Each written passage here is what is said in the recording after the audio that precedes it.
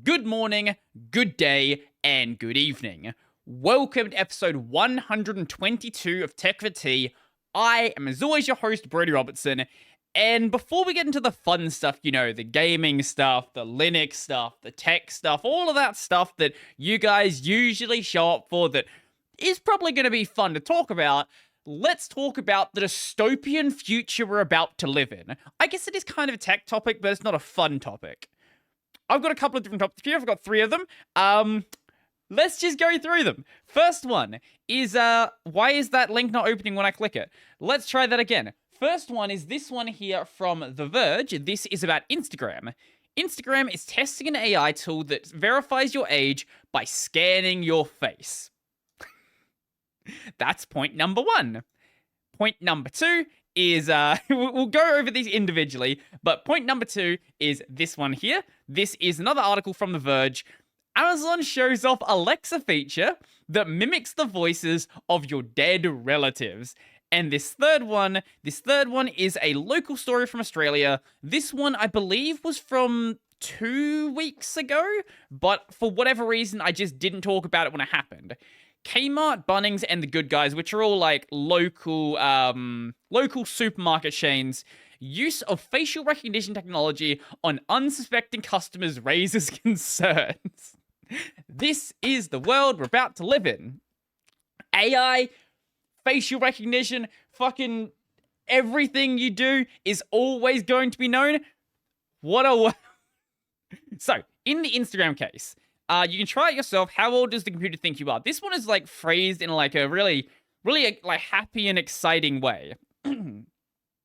So Instagram's testing new methods for users to verify their age, including an AI tool built by third-party company Yoti, or Yoti? I'm guessing it's Yoti, that estimates how old you are just by scanning your face. Officially, you have to be 13 years old to sign up for an Instagram account, but for years the company made little effort to enforce this rule. To be honest, basically everything that has like a age verification or like a age gate to access it online, whether it's, making an account on Instagram, making an account on YouTube, going to a porn site, all of them, for the most part, are just like, hey, enter your age, and if you enter the right number, it's fine. So you just go to the, usually like 1900s at the top of the list, so you just go to the 1900 and it just always passes. So it's never exactly been a good system. Wait, until 2019 though, it didn't even bother to ask new users their birthday. Wait, it didn't even bother to do that? Okay, take back what I said. Instagram wasn't even taking literally the minimal amount of effort to verify someone's age, asking them and getting them to lie. Instagram has introduced more age verification features as well as methods to separate younger users from adults. So how have they been doing it up until this point? You have to tell Instagram your birthday to keep using the app, so you can lie. Okay, they're still not doing anything. Separate young users from adults. Instagram will no longer let adults message teens who don't follow them. Also makes sense, but once again, everyone on Instagram is an adult because you just lie about your age. Same with YouTube, same with Twitter. That's not a real feature. Currently, Instagram asks users to verify their age only when teenagers try to edit their birth date to show them as 18 or older. What? Wait. Currently, Instagram asks users to verify their age. Oh, okay. So to verify their age, users can send in pictures of various ID cards. This is probably as far as I would like it to be. Now, I know some people don't like the idea of sending your ID out to random companies to verify your age. I think this is probably a less dystopian method. It doesn't work in every country because in Australia, for example, we don't have a unified ID system if you're under 18. So you have like school IDs for like different schools, but it's not like it's not usually a government-wide accepted thing. And I don't know if every school does it and every state does it. The US might probably and definitely has a different system. It's probably different state by state, but managing that system for people who are under 18 probably is a lot of work. It's probably going to get easier as we roll into digital licenses or digital IDs. I don't like the idea of a digital ID, but it is easier to manage that because you then have one unified system to manage a system like that. For the first method, social vouching, Instagram will... Oh, wait. And from today, users in the US will have 2 additional options, social vouching and AI estimation. For the first method, social vouching, Instagram will ask 3 mutual followers of the user to confirm how old they are. Wait. So the mutual followers will have to be over the age of 18 themselves and will have 3 days to respond to Instagram's request. The second method, AI estimation. Wait, this method is really abusable. This method is so fucking abusable. So if you have a really small Instagram account where you only have like, your only mutual followers are your friends, it's probably pretty easy to like contact them and say, hey, can you just verify how old I am? The second method, AI estimation, involves sending a video selfie to a third-party company, Yoti, which uses machine learning to estimate a person's age. Now, if you know anything about, like, just real age estimation, like doing it as a person, you're like, selling liquor to someone or cigarettes or whatever, you probably already know that guessing someone's age is pretty difficult. Like, I've looked over 18 probably since I was, like, 16 or 17. Like, as soon as you start growing any sort of facial hair, it instantly makes you look a lot older. And there are guys that I know who've had, like, full beards, like, fucking full-on beards since they were, like, 15 or so. And they look like they were adults. And they were, like, 6'2". So, if you see a 6'2" guy with a beard, it's gonna be pretty hard to work out that they're actually, like, under the age you expected. And those aren't, like, rare people. That's really common. Anyway, Yoti is a well-known player in online age and ID verification. Yeah, the online, so a lot of companies will get you to send in, like pictures of yourself alongside your ID. And generally this works pretty well, but I've had a lot of sites where I'm not going to show you my ID. I'm not going to show you my ID. But especially when I had my older ID, I had long hair in my ID. It like went down past my shoulders. And I think I had like a ponytail or something when I had the picture taken. And I didn't have facial hair.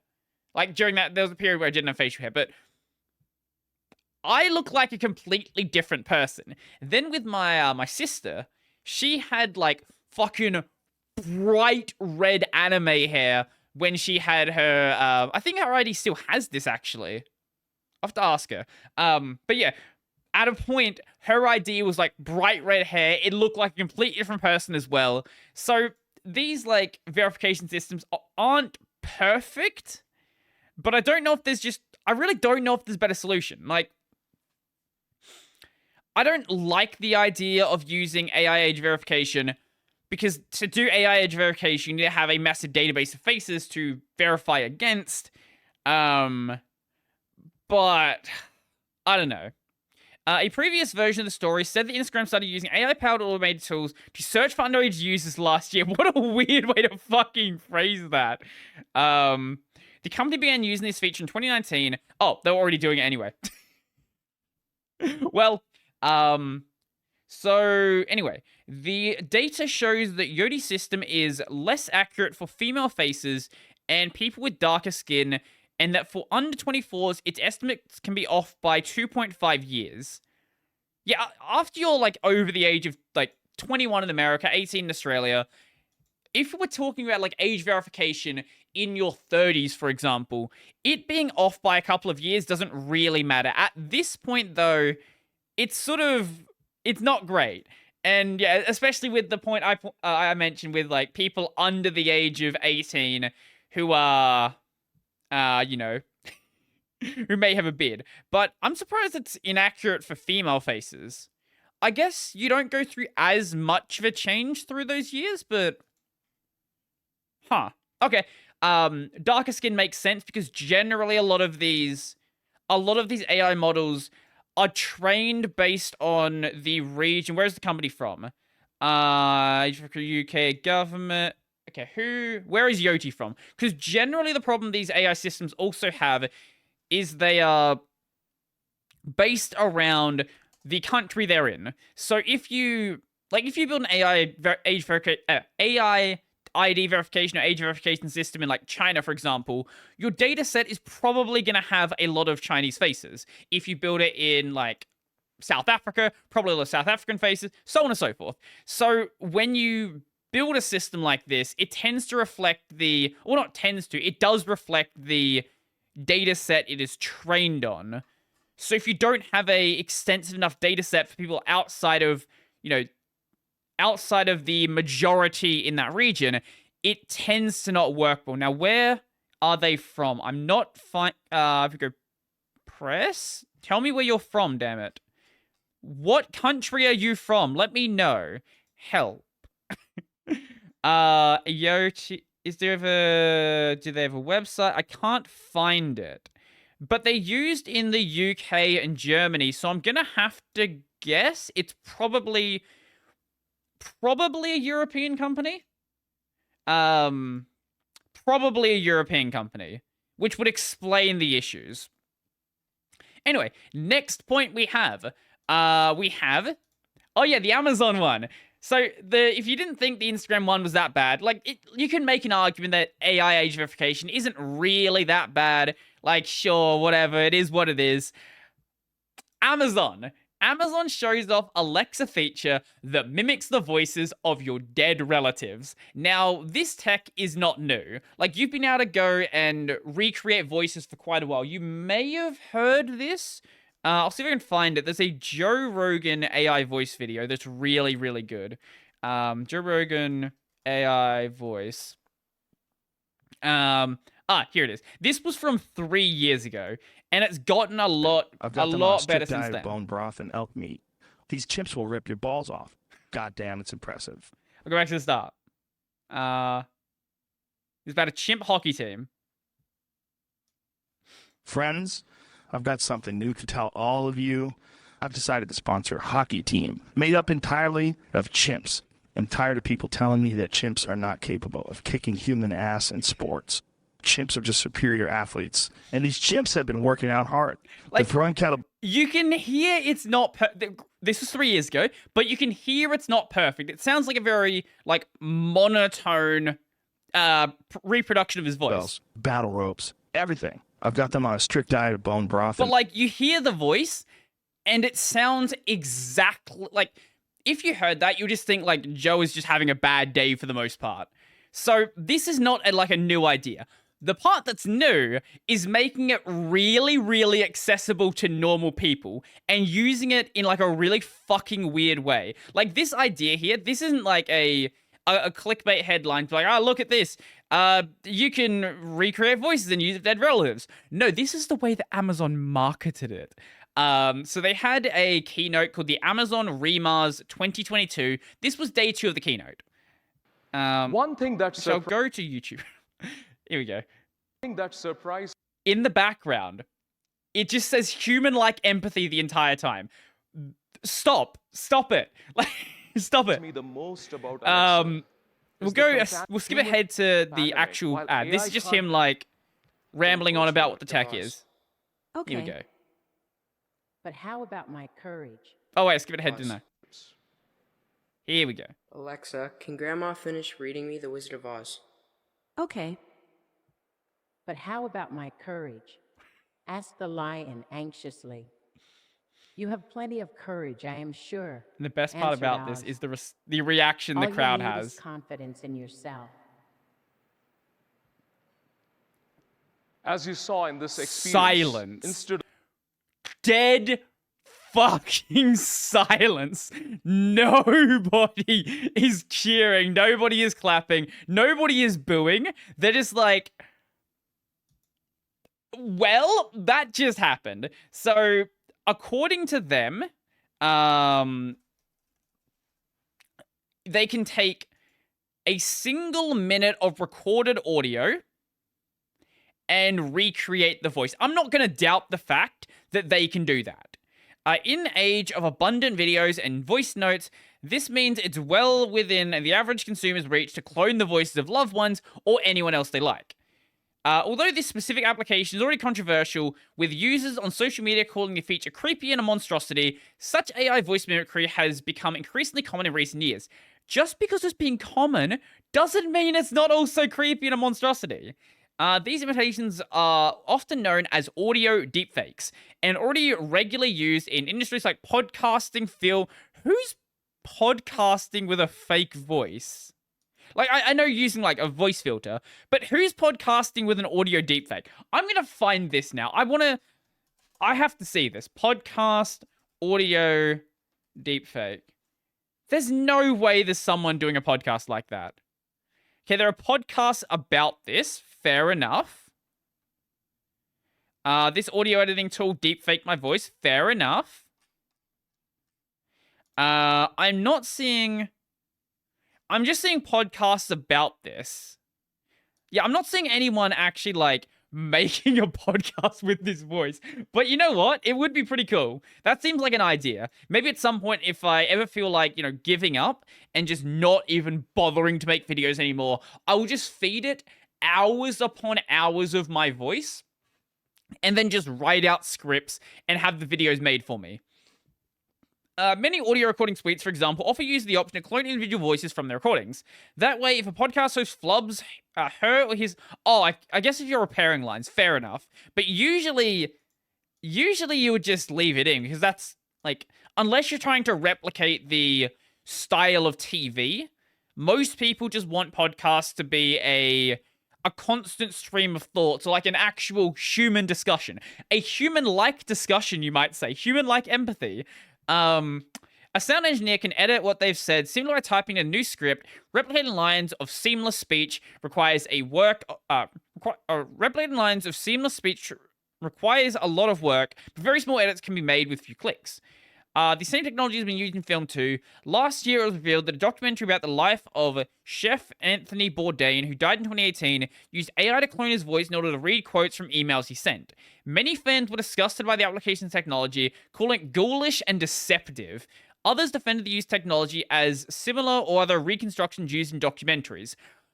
I don't hate the idea of this tech existing. Like, there are absolutely cases where you can argue it being a thing. Let's say, for example, a star dies in the middle of a movie and you end up wanting to continue. You want to honor their, like, obviously you're going to make money from it. You want to make lots of money from it, but you also want to honor their legacy and not just cut them out of the film. You want to just at least finish off what you're doing. And maybe that's how the person would have wanted it to go. I think that's a reasonable application. Or in the case of, you know, repairing voice lines, if you actively choose to go and do so with a podcast, which I don't think you should anyway, but if that's the way you want to manage your show, I think that's a fine application as well. What I don't think is a good idea, though, is making this very easily acceptable to regular people and then marketing it in this weird, like... how would you even describe it? This weird soulless corporate approach of dealing with dead family members. Like, this is probably not a healthy way to deal with a loved one dying. Like, I know that I've had people die as well. I know that you always, like, want to see that person again. You want to talk to that person again. But just having that voice there, especially when you're in that, like, grieving phase, that grieving phase, there's no way that's going to be healthy for that process. And I can only imagine this leads to, like, the further degeneration of society. And it's not going to be good, because right now it's just Amazon Alexa, and this is a introduction. It's not something that is fully widely available. There's going to come a point where there'll just be apps on your phone that will do exactly this, or when it actually does roll out, and then other devices start doing the same thing, and yeah, let alone the problem it's going to have with, like, dealing with, you know, audio evidence, like audio and video evidence. Audio is basically worthless as evidence at this point. Images have been worthless for years now. Especially, we definitely saw this in the Amber Heard case, where literally was faking evidence, and video's the same as well. Like, you right now can find a deepfake porn of literally any famous person you want to see. And there was like, when that tech first started coming out, that was the thing that everybody was first doing. We are entering an era where evidence is just, you cannot trust basically any form of evidence. Like, anything that we've traditionally thought of as like a solid piece of this proved that someone did this, like whether it's a robbery or a murder or anything else, we're getting to the point where you can't really trust that. And I think it's going to have to lead to a complete restructuring of the legal system. Because, like, obviously, in, like, a testament is worthless as well, because people don't tend to remember stuff properly in a stressful situation. So give it, like, it's still early stage right now, but give it, like, 5 or 10 years, and if evidence is still being trusted the way it is right now, you could literally pin anything on any person, and it's going to look real, because I don't think right now there are ways to detect these aberrations in the content, especially in the voice case, because it is slightly off. In the image recreation case, definitely, especially with like weird hair.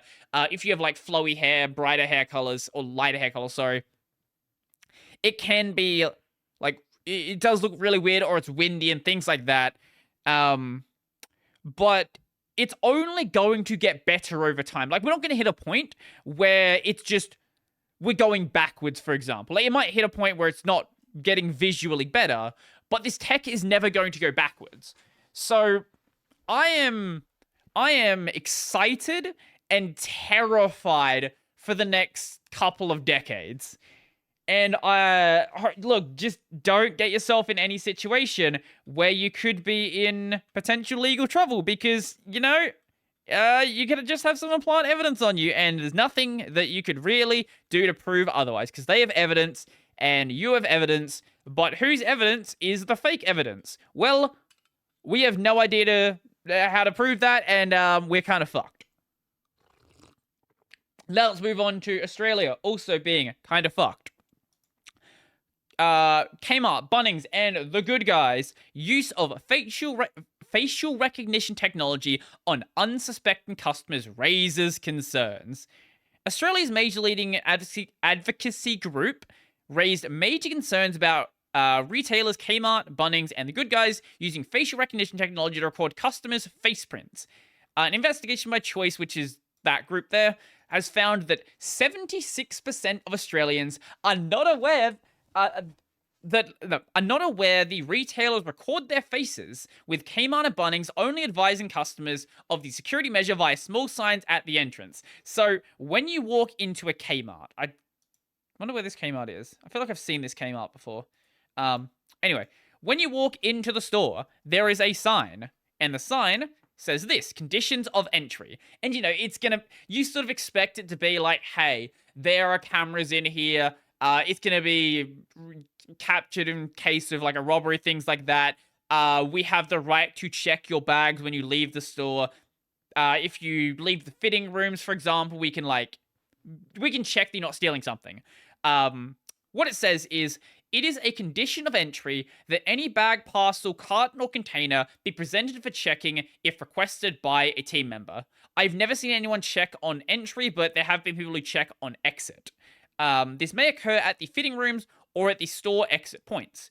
When leaving the store, proof of purchase will need to be shown. So basically, have your receipt.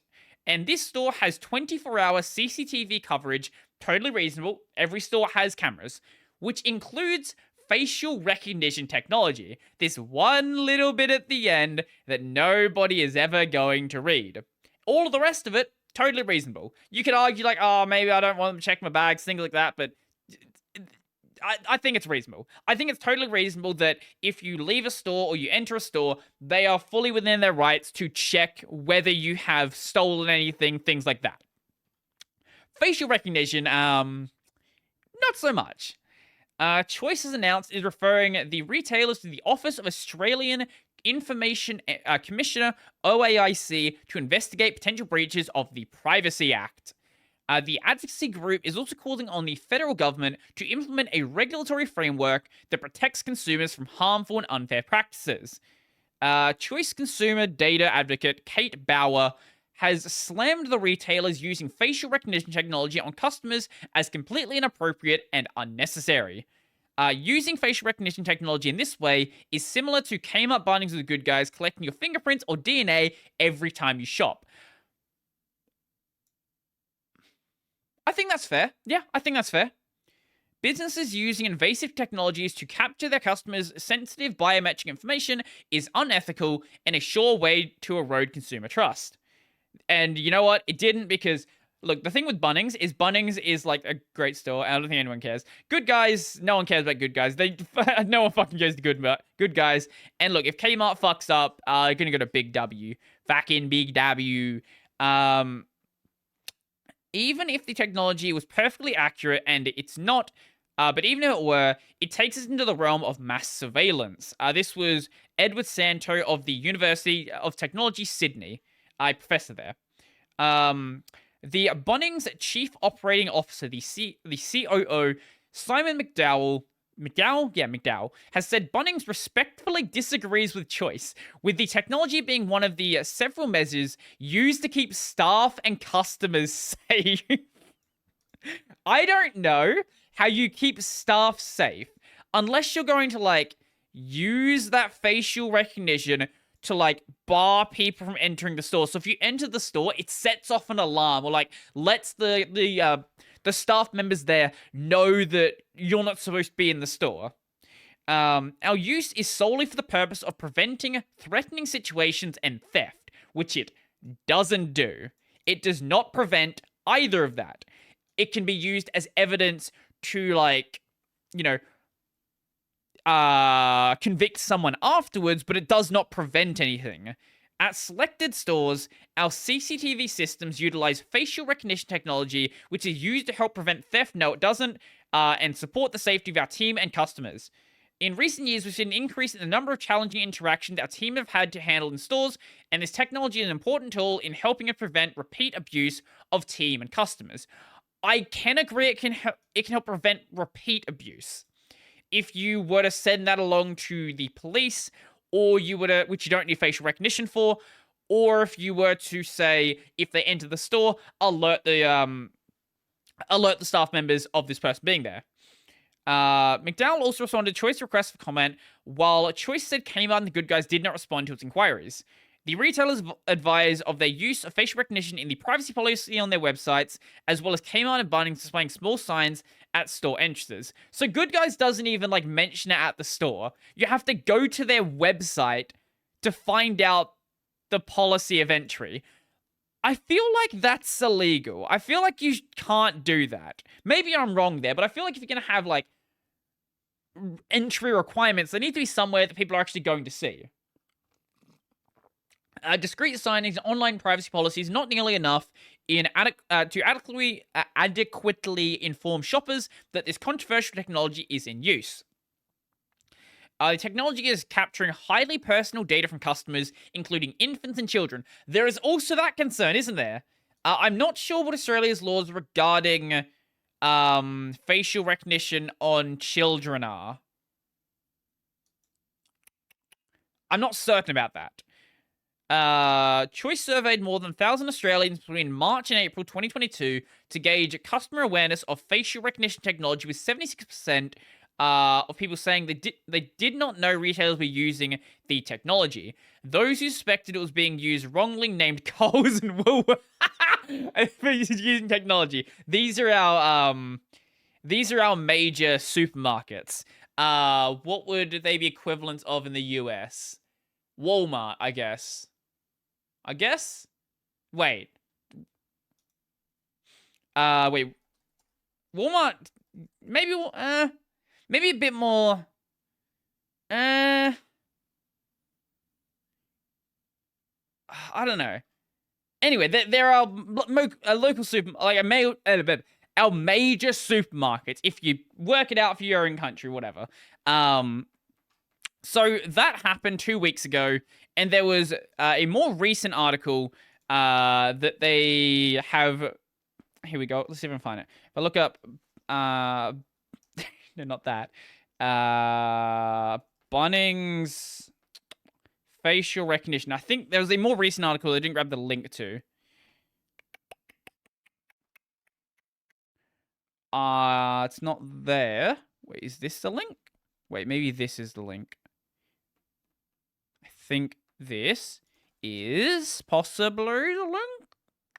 This is good content. I think... No, I can't find it, but there was an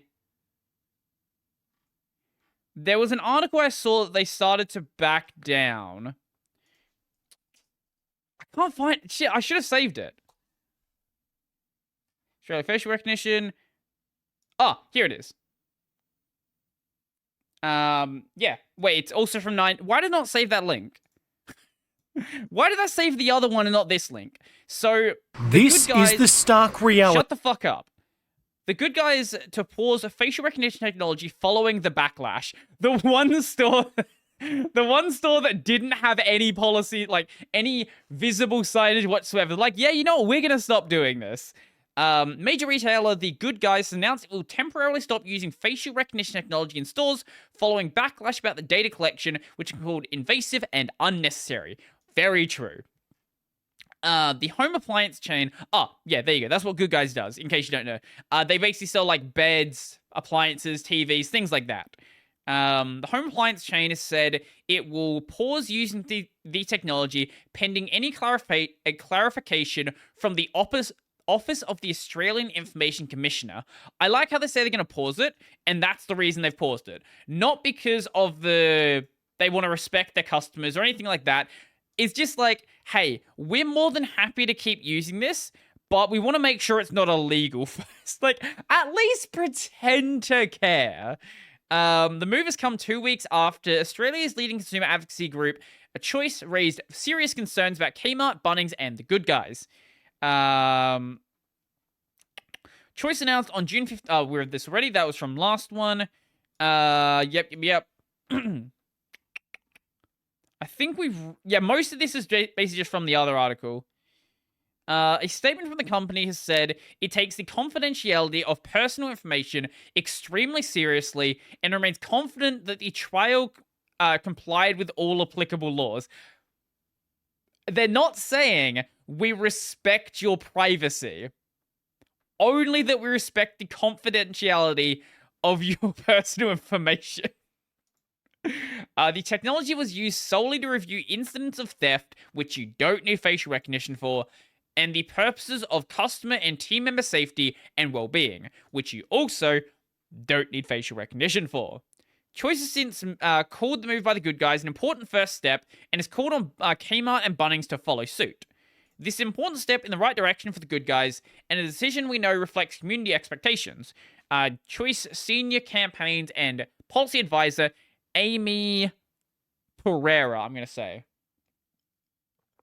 Meanwhile, Bunnings and Kmart are lagging behind when it comes to any kind of commitment to stop the unethical and unnecessary use of facial recognition technology in their stores. We urge Kmart and Bunnings to reflect on the announcement made yesterday by the Good Guys, and ask them to end their use of facial recognition technology in store. Following our investigation, we've had an overwhelming response from the Australian community saying clearly they do not want this kind of technology used in retail stores. People who shop at the Good Guys will be pleased to know they're now able to do their shopping without this intrusive technology monitoring them. Which, yeah, I agree. Good first step. I would appreciate this not needing to be a step altogether, but, you know, it is what it is. I want to just show you a little bit about this story, this, like, video here. So there was, like, a, you know, TV coverage of this as well, and the TV coverage is fucking hilarious. I can't play too much because I don't know, I might get a strike or something, but just have a listen to this. This is the stark reality in China. scanning the faces of students to let them in to school. In the US, eyes above patrol classrooms. I love Australian TV news. We just picked the fucking craziest examples we can find. We're like, hey, let's go with China and US schools locking down because of potential shootings that can happen. And this is how we're going to make the Australian people listen to us. Welcome to Australia. We don't do anything in halves. Everything is done to the absolute extreme. Like, man. I don't watch TV news outside of, like, visiting my parents, but every time I do, it's just always fucking incredible. Anyway, that's it for the dystopian future. I have no more of that. Let's talk about something that is, you know what? Let's just talk about something that's blatantly good. There's nothing bad about this. Everybody can agree that this is a good thing. Actually, you know what? I take back what I said. There's a lot of people who don't like the company and will disagree that will disagree that anything they do is actually good. So Red Hat hires a blind software engineer to improve accessibility on the Linux desktop. Red Hat is hiring a blind software engineer to help with the accessibility refinements in GNOME, Fedora, and RHEL. This is a good first step by Red Hat. So I've said this before. I think I was talking to... Yeah, it was when I was talking to Niccolo, actually.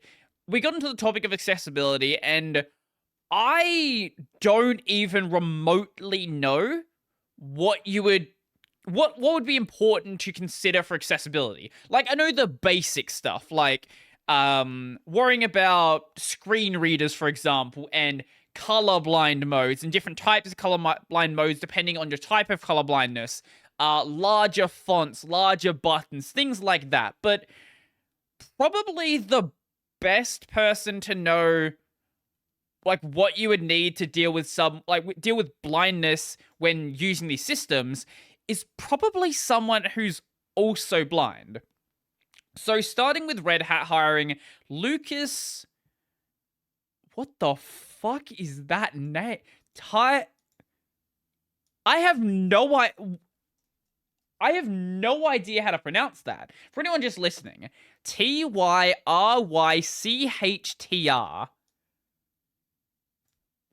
You know what? We're gonna go to YouTube. YouTube is gonna tell me how to pronounce this name. How to say... I can't find a thing. I apologize, Lucas, the Red Hat developer. I have no idea how to say your name. To say, if you happen to see this, I would, please, let me know.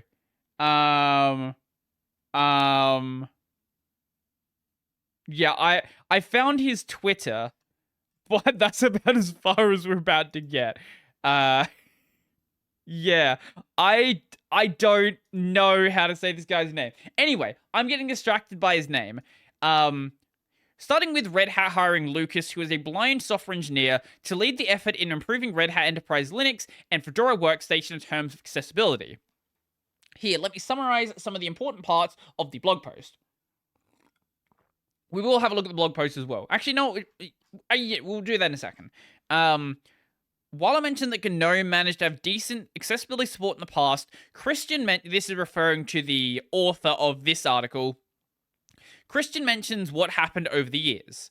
The first concerted effort to support accessibility under Linux was undertaken by Sun Microsystems when they decided to use GNOME for Solaris. Sun put together a team focused on building the pieces to make GNOME 2 fully accessible and worked with hardware makers to make sure things like Braille devices worked well.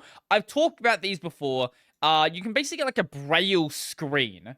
I'll show you guys one. They're like fucking crazy. Braille display. Here we go. Like there's different forms of these, but here we go. Braille display images. Yeah, here's one of them. So it's like whatever like shows up on the screen, you can like go over stuff and it shows up like so these like white dots here all like raise up to be in different braille forms. It's like a really, really cool device. Anyway. I even heard claims that GNOME and Linux had the best accessibility at any operating system for a while due to this effort. As Sun started struggling, got acquired by Oracle, this accessibility effort eventually trailed off with the community trying to pick up the slack afterwards. In a nutshell, after GNOME 3, not a lot of concentrated efforts put into enhancing the accessibility of the GNOME desktop. Of course, with every desktop environment release, the community/developers try their best to improve aspects, but a dedicated effort wasn't possible without proper guidance and resources. That's the main thing someone who like actually has like is blind, is deaf, can actually offer proper guidance and like because I can make guesses about what might happen, but I'm not using that system. Someone who actually is can tell you, like, this is what's wrong with it. Or at least they can give you estimations of what's wrong with it. Hiring a blind software engineer with plans for more, that is good. Hopefully, like, hopefully bring in, some deaf software engineers as well to address that aspect as well. But this is definitely a good idea. Is a big deal and should go a long way to improve the state of accessibility on the Linux desktop. Christian asked Lucas about it, and here's what he mentions. Generally, the desktop is usable, okay? At least with GTK, Qt, and major web browsers, and all recent Electron-based applications, which is the vast majority of stuff. This does cover most things then. Yes, accessibility support receives much less testing than I would like. So, for example, a segmentation... yeah, that's not surprising. So, for example, a segmentation fault with a running screen reader can still unfortunately slip through a GTK release. But generally, the foundation works well enough. Having more and naturally sounding voice for a speech synthesis might help attract more blind users, but convincing all the players is no easy work. Overall, the fundamental/basic options for accessibility are in place, but can use improvements to make it a seamless experience across the platform. Okay, so the plans for accessibility improvements. With the current efforts, I think GNOME, Fedora Workstation, and RHEL should get meaningful improvements in the coming years. But what kind of enhancements are we looking at? You can read the blog post to get the details, but here's a summary. Need for more utilities for accessibility. Currently, it is limited to extremely few tools. Orca and SpeakUp. Orca I don't recognize, but SpeakUp is it's a voice synthesis system. Focusing on applications ported to GTK4, fair enough. Educating developers about focusing on the accessibility of their applications. This, I think, is very important because while you're going to be an amazing resource to, like, test things out and know what can be done, you can't do everything yourself. So ensuring that other developers are actually able to help out with that, I think is really important. And nobody has commented on this article. I will probably end up doing a video on this. It's just okay, I thought it was like going to be a list or something. No, it's just like, it's literally a fucking text dump. Okay. Wait, is that that wasn't the blog post, was it? Wait. I thought it was saying that he wrote a blog post. Oh, no. Okay, so the blog post was in the Fedora magazine. I am probably going to do a video on this. I've never... Wait, what is this? Honestly, only a few. There's SpeakUp, a kernel module. This is referring to applications for accessibility, which can read consoles using speech synthesis, e.g. a screen reader for these. However, without something like eSpeak, a eSpeak to SpeakUp bridge, the thing is basically useless, as it by default supports hardware synthesizers. However, this piece of hardware is basically a thing of the past. I've never seen one thing myself. I've never seen one thing myself. Right. Then there's Braille TTY. This piece of software provides Braille output for screen consoles and an API for applications which want to output Braille, so the drivers can be implemented only once, and that's basically it. Except for some efforts to create an Orca alternative in Rust, but that's a really long ways off. Of course, utilities for other accessibility need to exist as well, but I don't know much about these. Yeah, this is something that I think is very important. I've said this a couple of times now. I'm going to say it again. He's probably a really great resource for problems involving blind accessibility.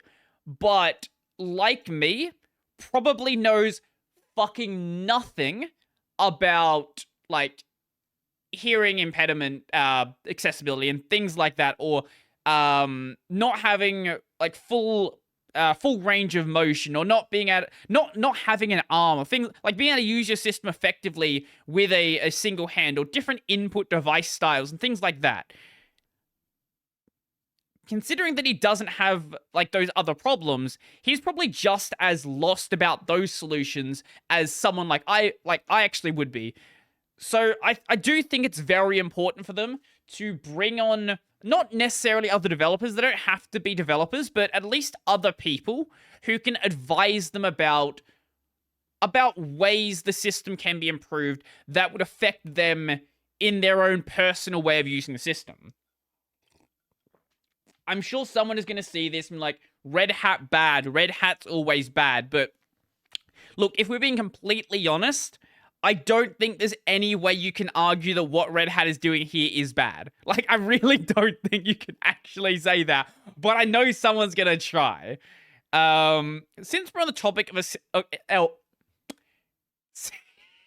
I can't fucking speak today.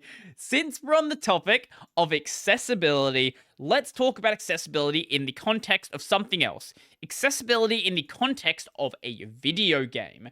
There was a update to Dead Cells which offered a free accessibility upgrade. Dead Cells is really, really great at, like, providing free content, free updates, and just supporting the game really, really well. So Dead Cells is a great game. Very true, Liam. Not only does it look great, but the action is awesome. Also, very true. However, it is rather difficult for some, nearly impossible... However, it is rather difficult for some, and for some nearly impossible, so the developers have put out a huge free upgrade to help more people play it. Okay. A rather admirable update, really, as accessibility should never be looked down upon, and during their testing, the developers said they received pretty much zero negative feedback on the general options they were introducing. Yeah. There is one bit that I will have a discussion on. However, the new assist mode that gives multiple lives, auto-hitting, and adjustable trap damage did receive some community pushback. This is the part that we're going to talk about. Addressing that in an update, they made it clear the whole point is to let people enjoy... That's a weird sentence.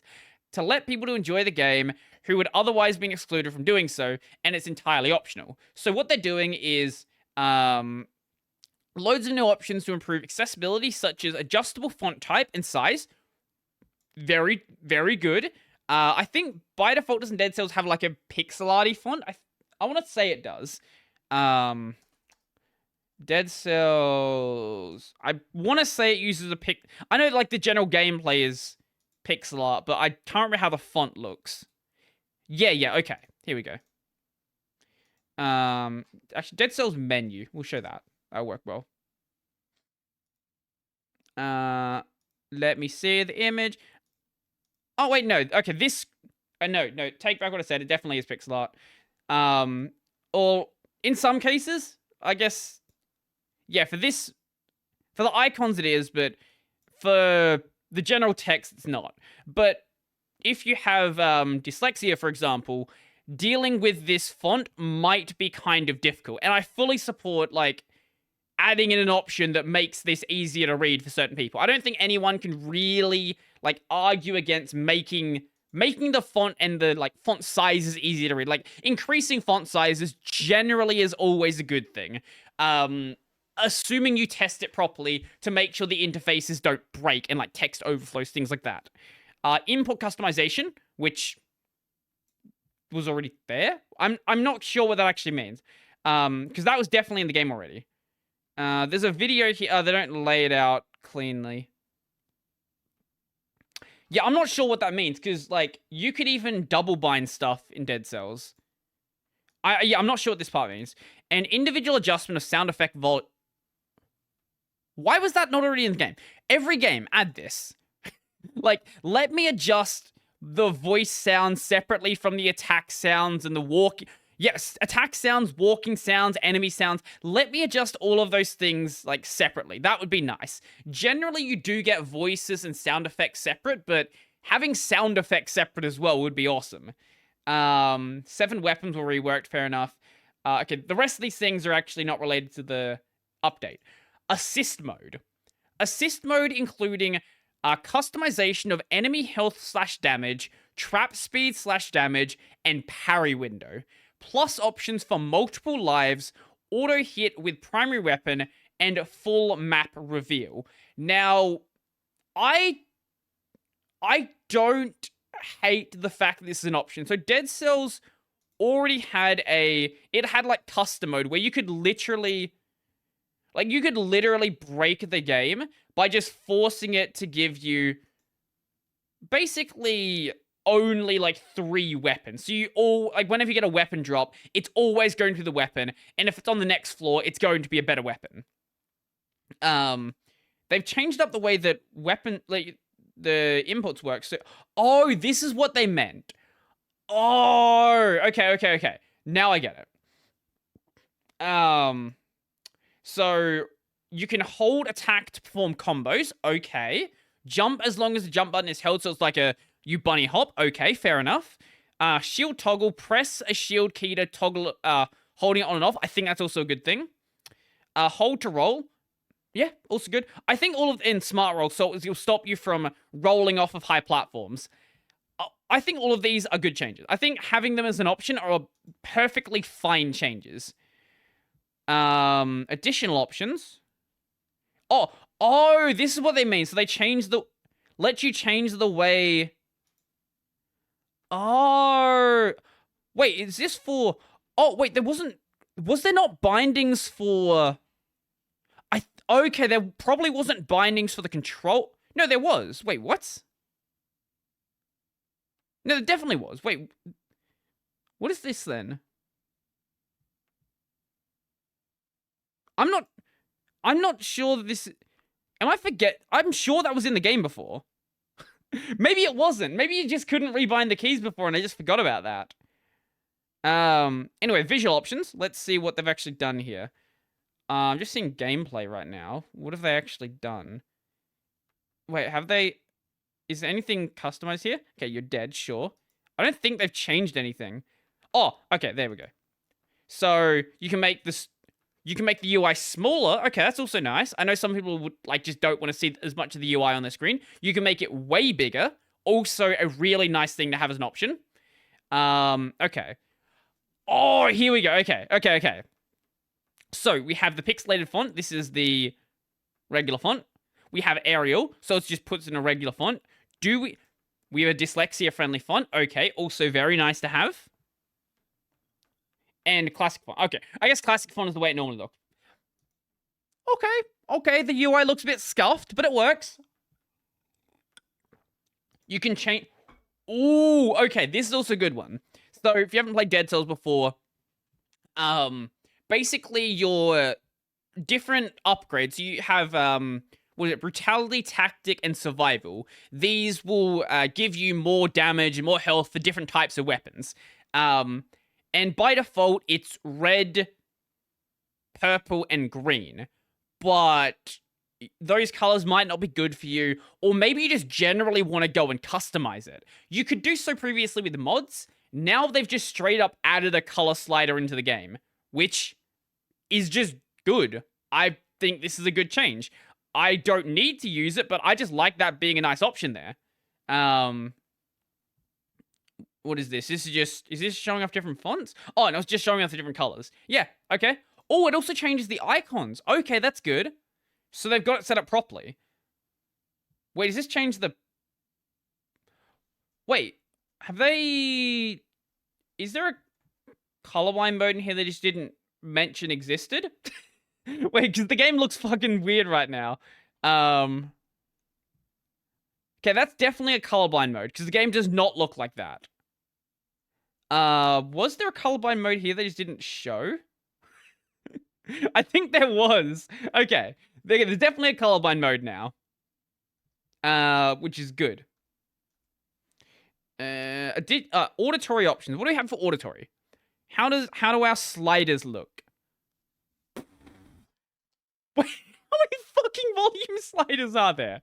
Hold up a second. How many volume sliders? Okay, so we have 1, 2, 3, 4, 5, 6. Sure.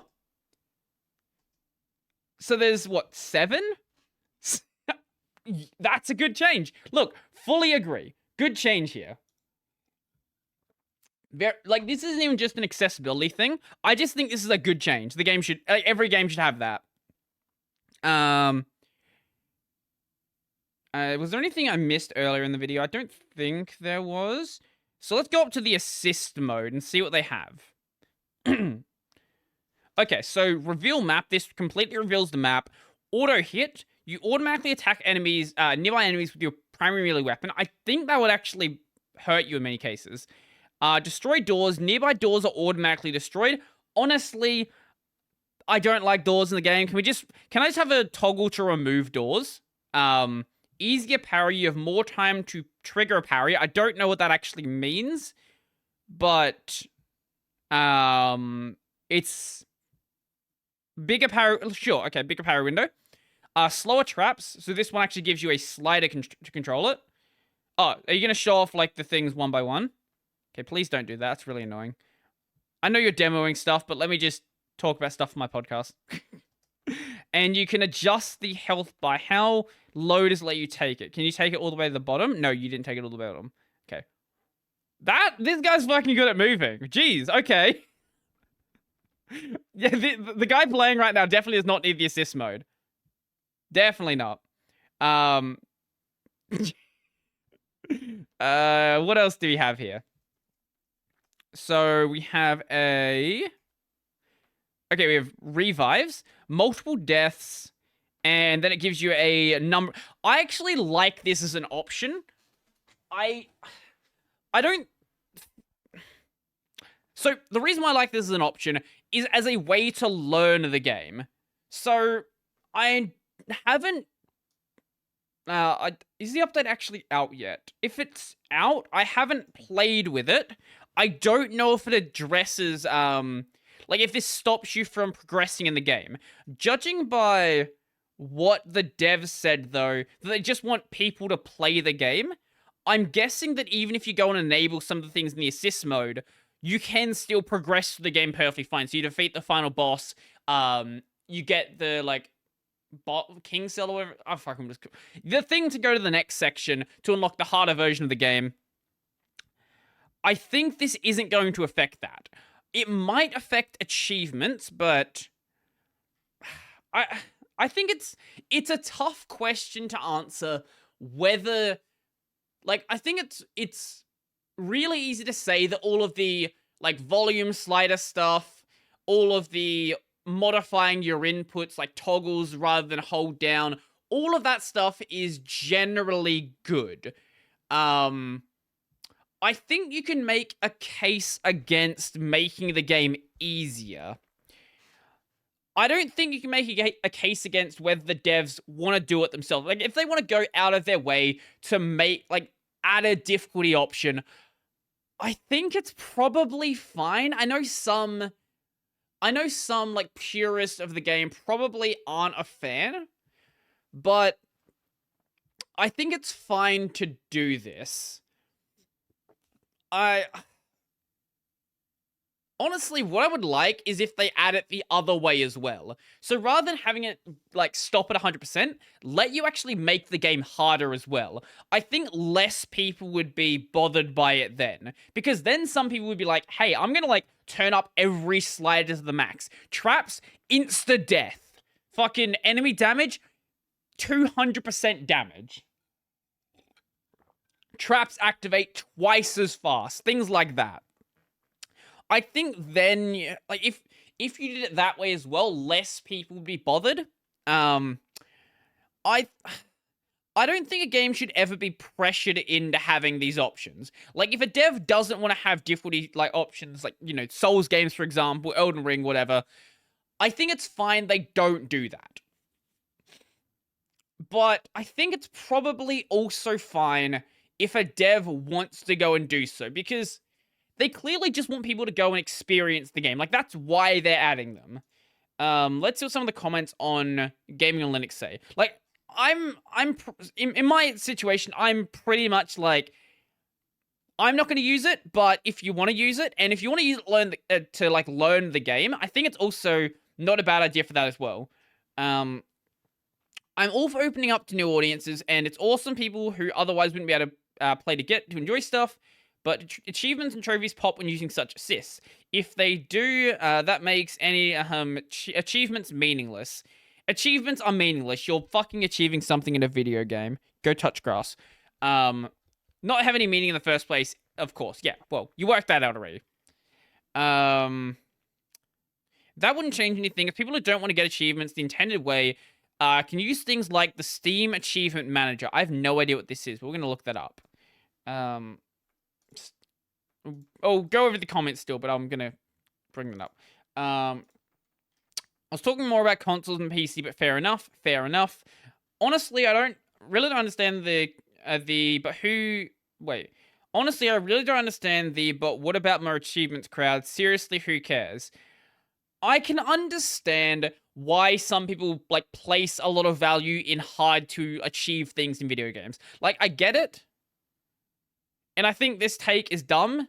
Like, if you enjoy something, that's fine if you enjoy it. But I personally don't think it's a big deal.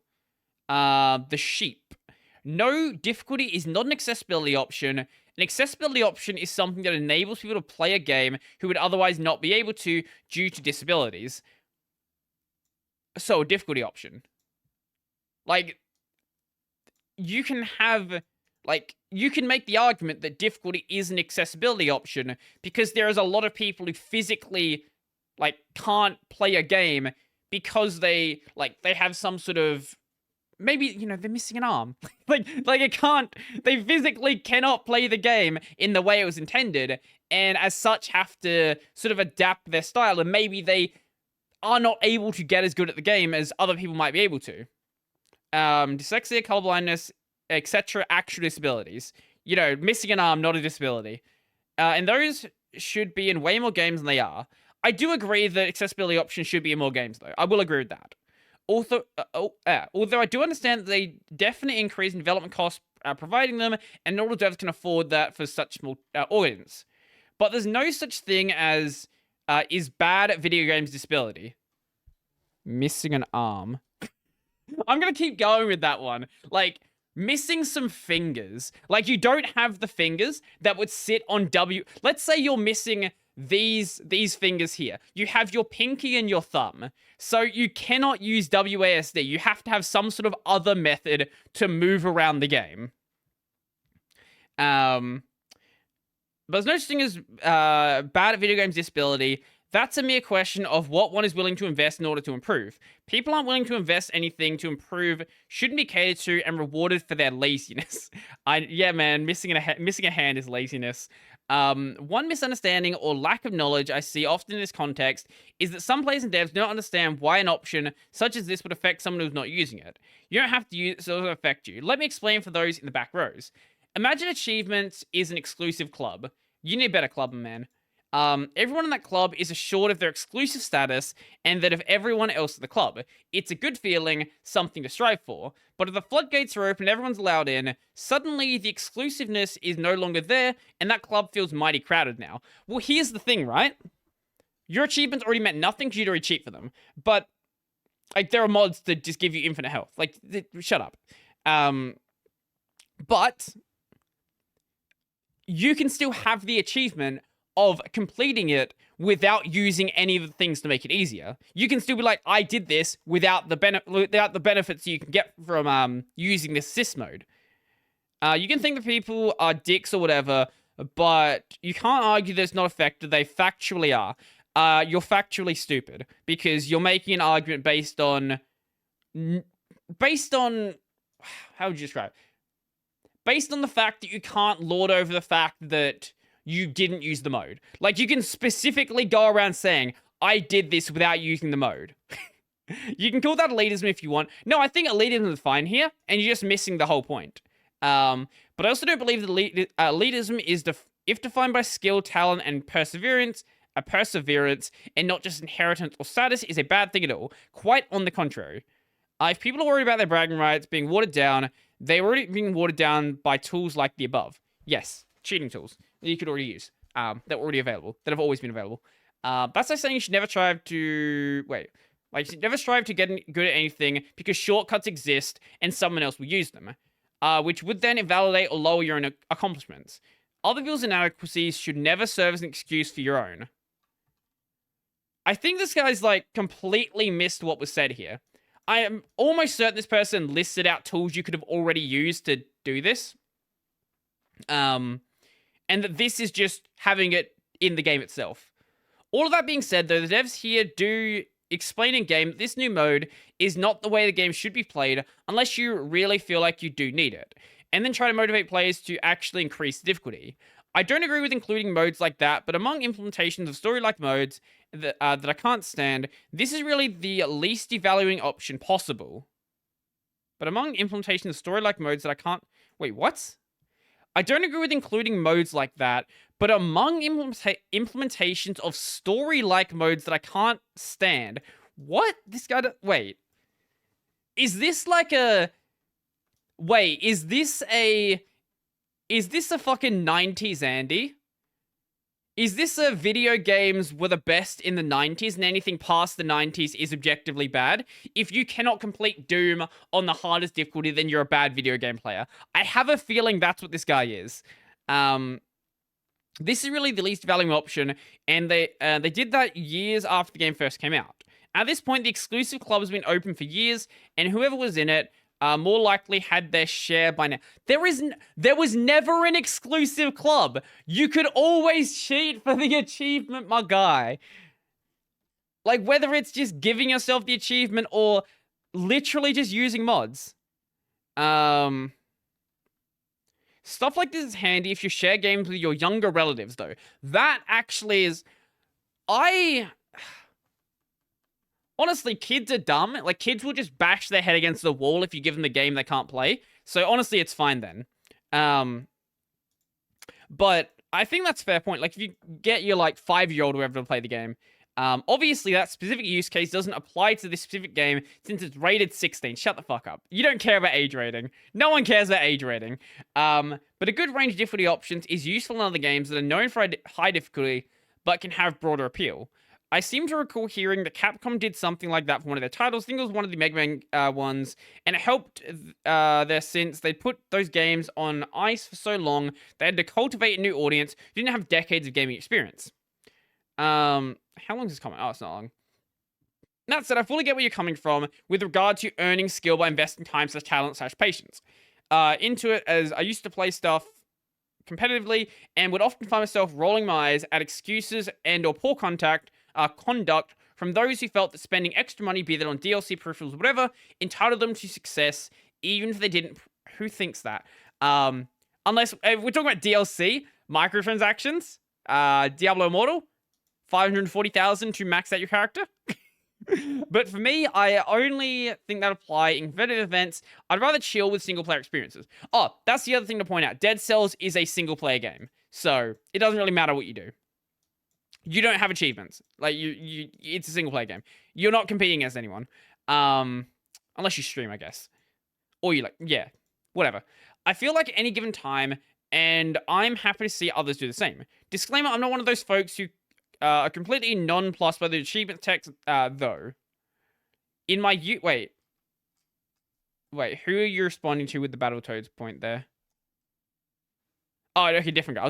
I was gonna say if this was the same guy and he actually was like a, he was a '90s Andy, that would have been amusing. Wait, where was the comment I was reading? This was Battletoads. In my youth, I'd finished a couple of games people often include in the list of most difficult games ever, like the NES Battletoads, but the older I get, the less patient I have to play games with sadistic levels of difficulty. There is just too many games out there for me to spend money on something that doesn't bring me joy. I'm in this boat too. I must admit, I'm not always in the mood or don't always have time for that sort of time investment nowadays. So I appreciate having a range of options for when I don't, or for the above use case where the younger crowd takes an interest. Video games are a hobby descended from toys after all. Games being a time respectful wasn't usually a major consideration in my youth, but it will sometimes influence the priority that I put on a game purchase now. The ones that I revisited the most had this property too. Yeah. Yeah, I think that's fair. Oh, what is this? You're commenting about other... the sheep's been commenting a lot on here. So this is responding to someone else. I'm going to eventually stop reading this article, but this is just amusing you too much. Other people's admiration, read bragging rights, should also not be your sole motivation to invest time into getting better. If achievements are the only thing that motivates you to dig into a difficult game, you really should work on your self-sufficiency. Very true. Who are you to say what should or shouldn't motivate people? Motivation is a very hard thing to come by, so honestly, any source of it is absolutely valid to me. I think you need to direct time to things that are not really against me. Go touch some grass. Here we go. Oh, okay, here we go. Now we're going to be talking about the thing I mentioned. There are people out there that just don't have the reaction time or motor skills to master such a game, and there is nothing they can do about it, no matter how hard they train. That is simply not true. Everyone, unless an actual disability prevents them, which is what the person is talking about here, is capable of learning any skill at least to a level of competent. Obviously, people have varying amounts of talent, but talent never prevents you from improving yourself in a skill. It only makes the process longer or faster.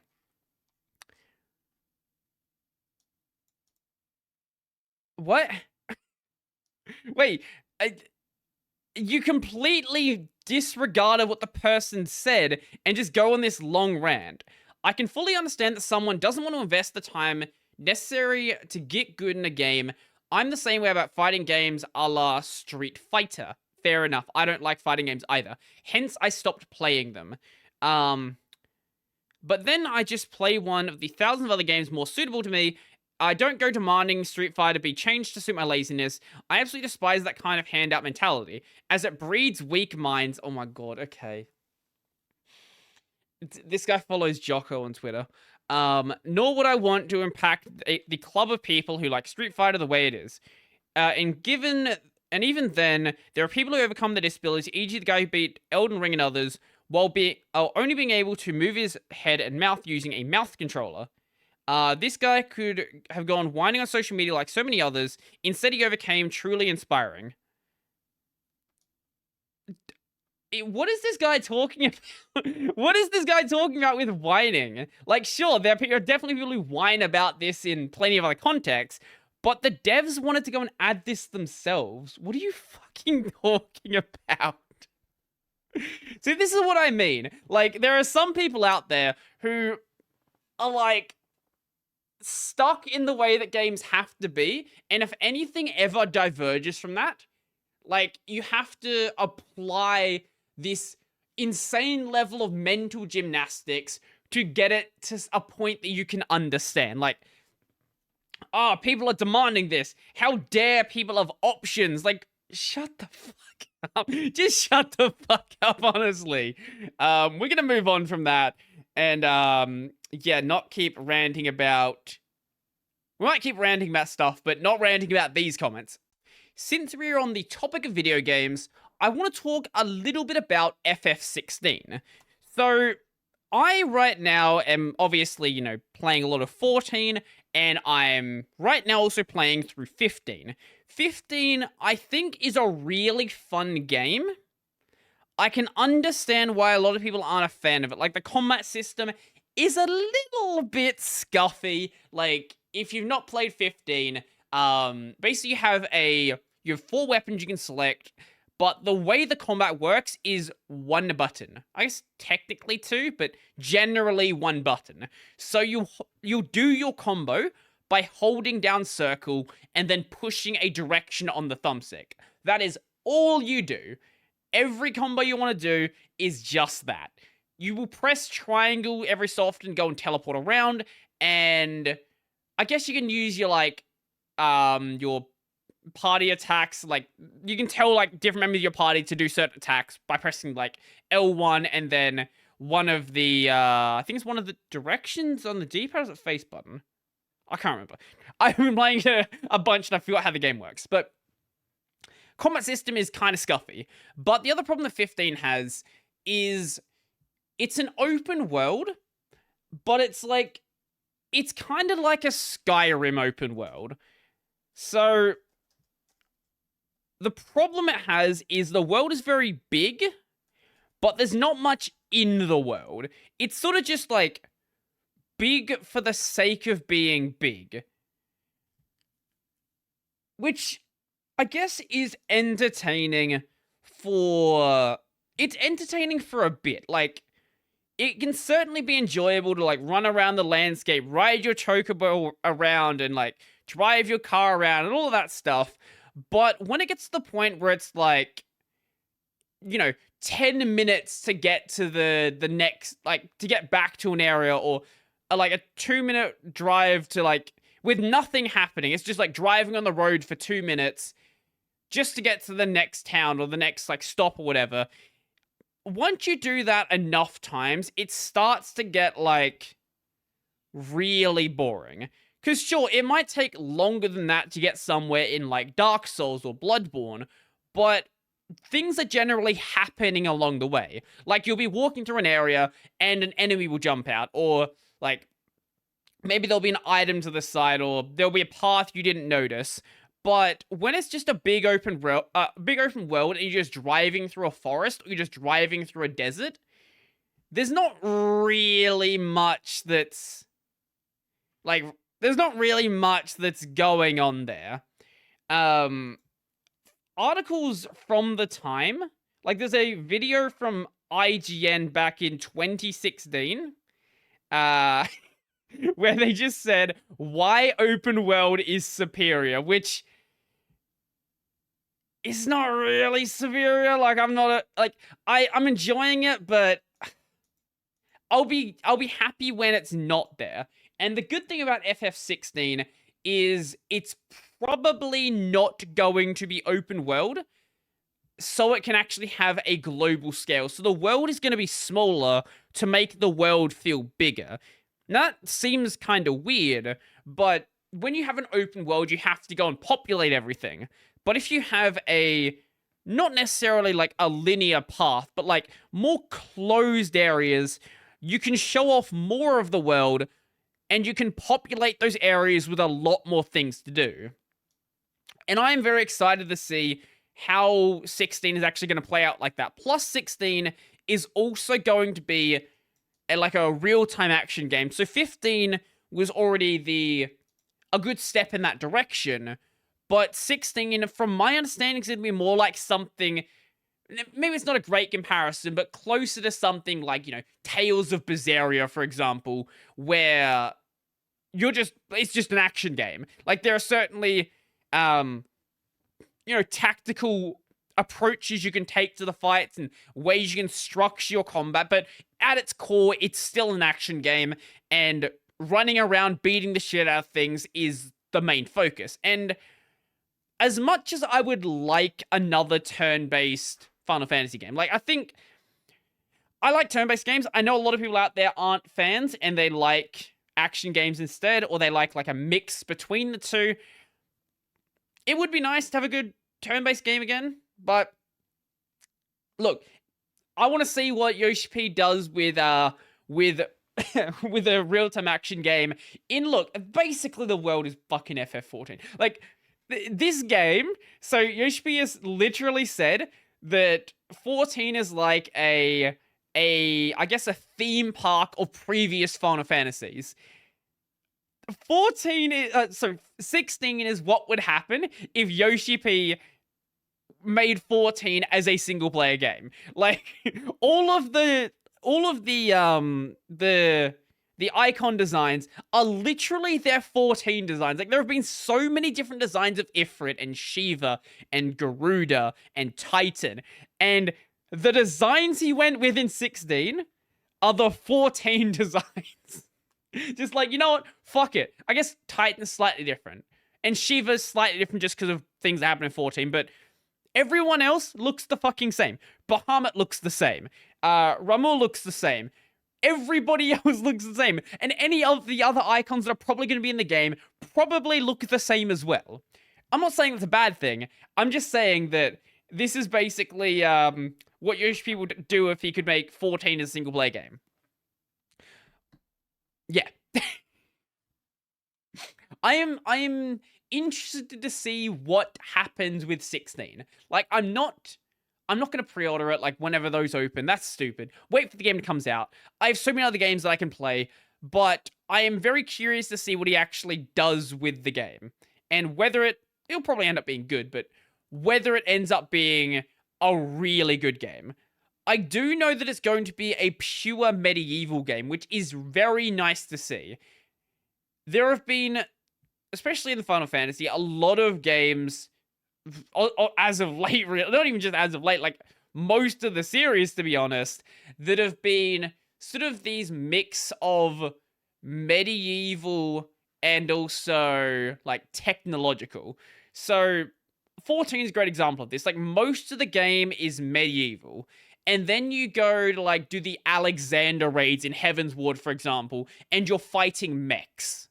So it's like, it's this mix of the two. And I guess you've also got like all of the stuff with Sid as well, making airships, but you can fit airships into a medieval context, but they're very, very clearly technological with magic power in this game. But 16 is going to be purely medieval. It is going to be medieval high fantasy magic, which I'm a fan of. Like it's yeah, I'm very happy to see it. What is this? The end of turn-based Final Fantasy was inevitable, but I'm still sad to see it go. What are you talking about?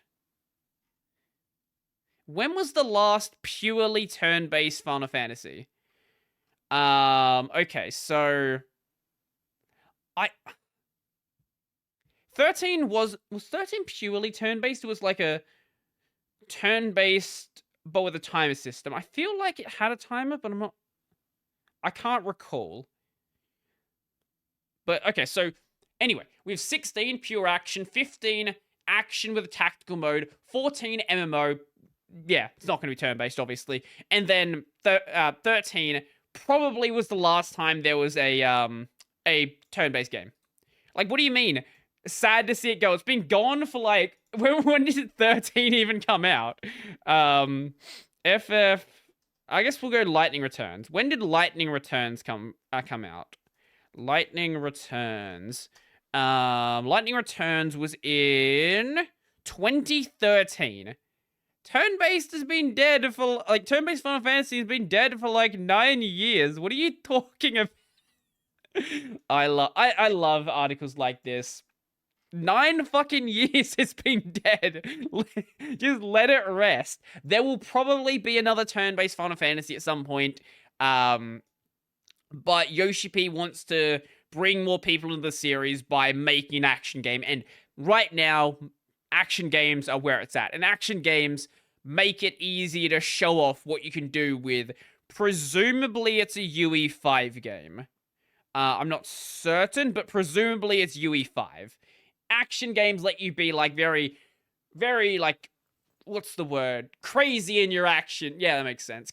They let you do, like, crazy action scenes, things like that. Like, Kingdom Hearts is a great example of this. Like, you could make Kingdom Hearts a turn-based game, but, you know, it wouldn't have that same level of impact that and a full, like, real-time action game is going to have. I enjoy them, but I enjoy them for, like, different reasons.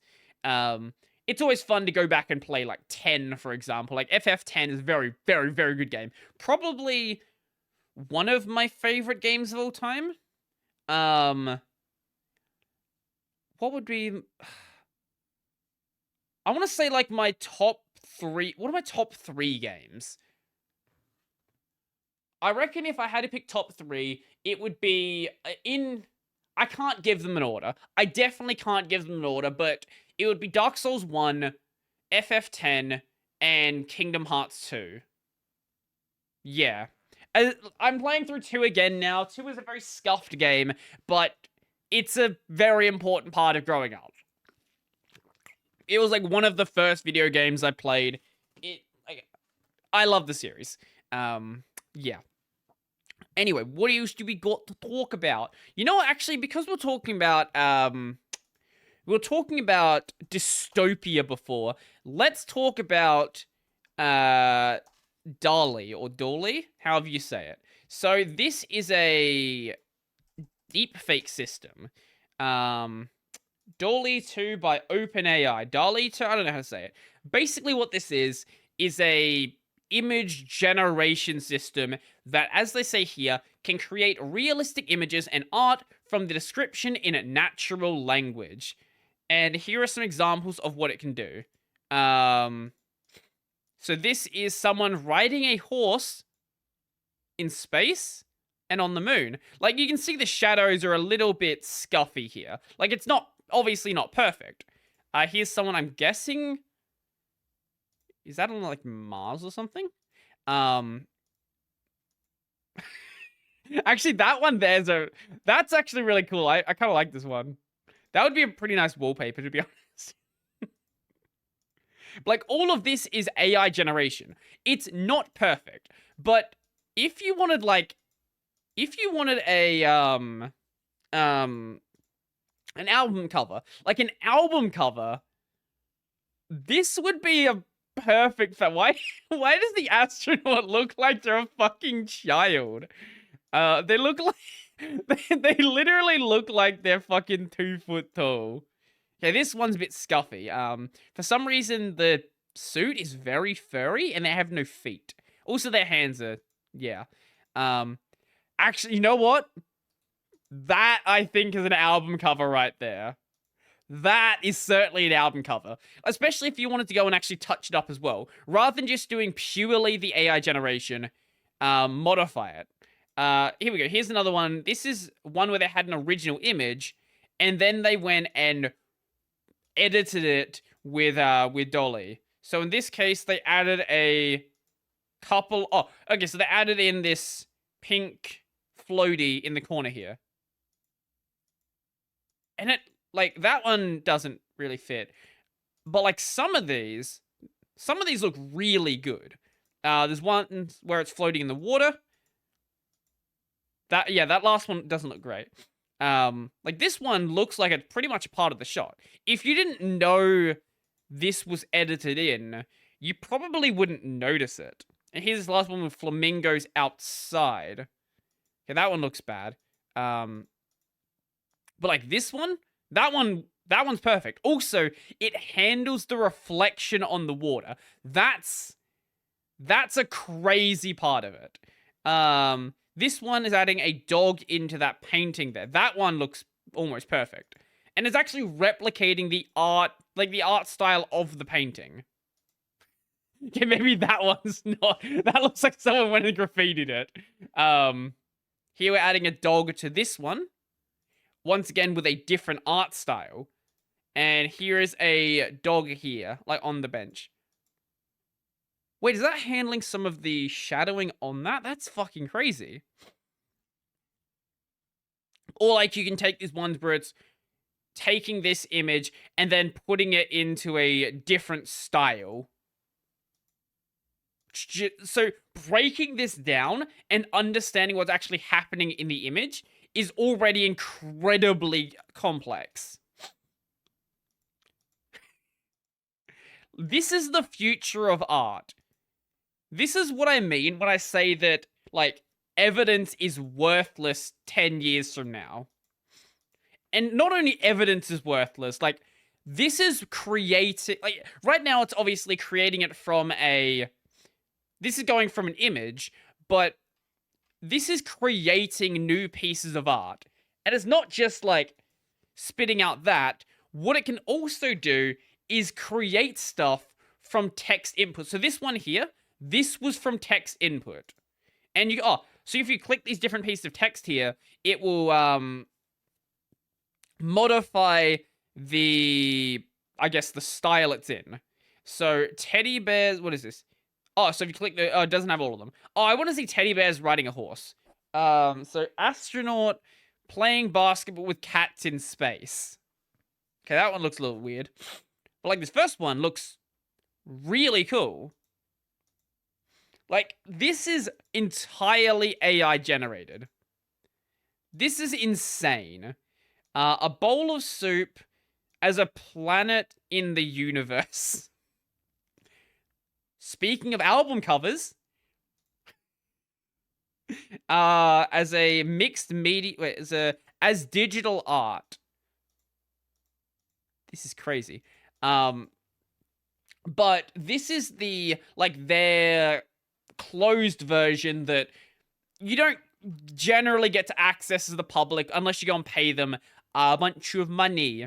But there is a public version that is like a mini toned down version. And this has been like making the rounds for quite a while. And so this is DALL Mini, and this will let you like generate stuff pretty quickly. So, for example, one that I've shown before I think I posted on Twitter. I didn't show it on the podcast, but Shrek as a Fumo. Here we go.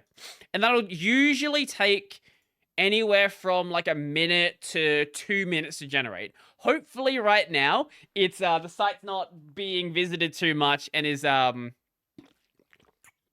like going to stop somewhere in the middle, because the site does have some like API limitations, things like that, just to, you know, stop people from taking up too much of their bandwidth. Here we go. That looks like, it's not as good as the proprietary version. This is a very minimal version of it, but that's Shrek as a Fumo. And some of these, if you were to touch it up a bit, would look entirely convincing. Now, you might say, hey, look, a Shrek Fumo could already exist. Well, Joe Biden riding a unicycle. Here we go. Let's see how it handles that one. I guess there's not many people on the site right now, so it's generating things a lot quicker. So I don't have to sit here for 2 minutes, somehow filling the air while waiting for this to go and generate things. But I still have to go and drag this out for as long as physically possible to make it happen. And it's probably going to take, like, literally 2 minutes this time. So, that's good. But this is crazy. Like, this is genuinely insane what this can do. It's not perfect, and it's very scuffy, and it does not handle faces well, but this is something available to the public. Anybody right now can go and use this as much as they want. And we're seeing a lot more of these projects that are getting these smaller public versions. There's like one for generating AI text as well. And people have been using it to generate things like Greentext, like 4chan Greentext and stupid shit like that. And it looks really good. I saw one, I'll see if I can find it in a bit, about FF14. Here we go. Okay, look, it's a bit scuffed, but this is Joe Biden, President of the United States, riding a unicycle. I love doing stupid ones like this. What? And it's actually bended his legs to where it looks like he is riding a unicycle. Like, it didn't just put him on a unicycle and be like, oh, unicycle. Yes, it's very bad. And the more complex the stuff gets, the harder it gets to generate, but it's already crazy. I'll see if I can find that one that I mentioned about FF14. Here we go. Yes, it was in this chat. Yes. Here we go. And someone posted it on Twitter. Good, thank you. So this is using an AI Greentext generator to generate FF14 job adjustments. Now, most of these you probably won't understand the context of without playing the game. But, like, a lot of these look remotely convincing as patch notes. So, the Monk's Perfect Balance trait will be removed. Fists of Fire, Fists of Earth, and Fists of Wind will be removed from the Monk's skill set. The Monk's Boot Shine skill will be placed on a 15-second recast timer. Like, this is all reasonable stuff that you can... some of these changes have actually happened in the past. Some of them haven't. Which was here? Is it the... here we go. Here's the one about White Mage. The White Mage one is very amusing. If we zoom out a little bit. So basically you give it a prompt. In this case, I, Naoki Yoshida, director and producer of Final Fantasy XIV, have an important announcement about White Mage. With the recent patch, we've added a new job to Final Fantasy XIV, the White Mage. However, we have received feedback from the community that the job is too complex and difficult to play. In response to this feedback, we have made the following changes to the job. The job has been simplified and is now easier to play. The job has been rebalanced and is now more powerful. The job has been renamed to Red Mage. We hope you enjoy the new and improved Red Mage. And then my favorite one is the Summoner. We have decided to remove the role of Summoner from the game.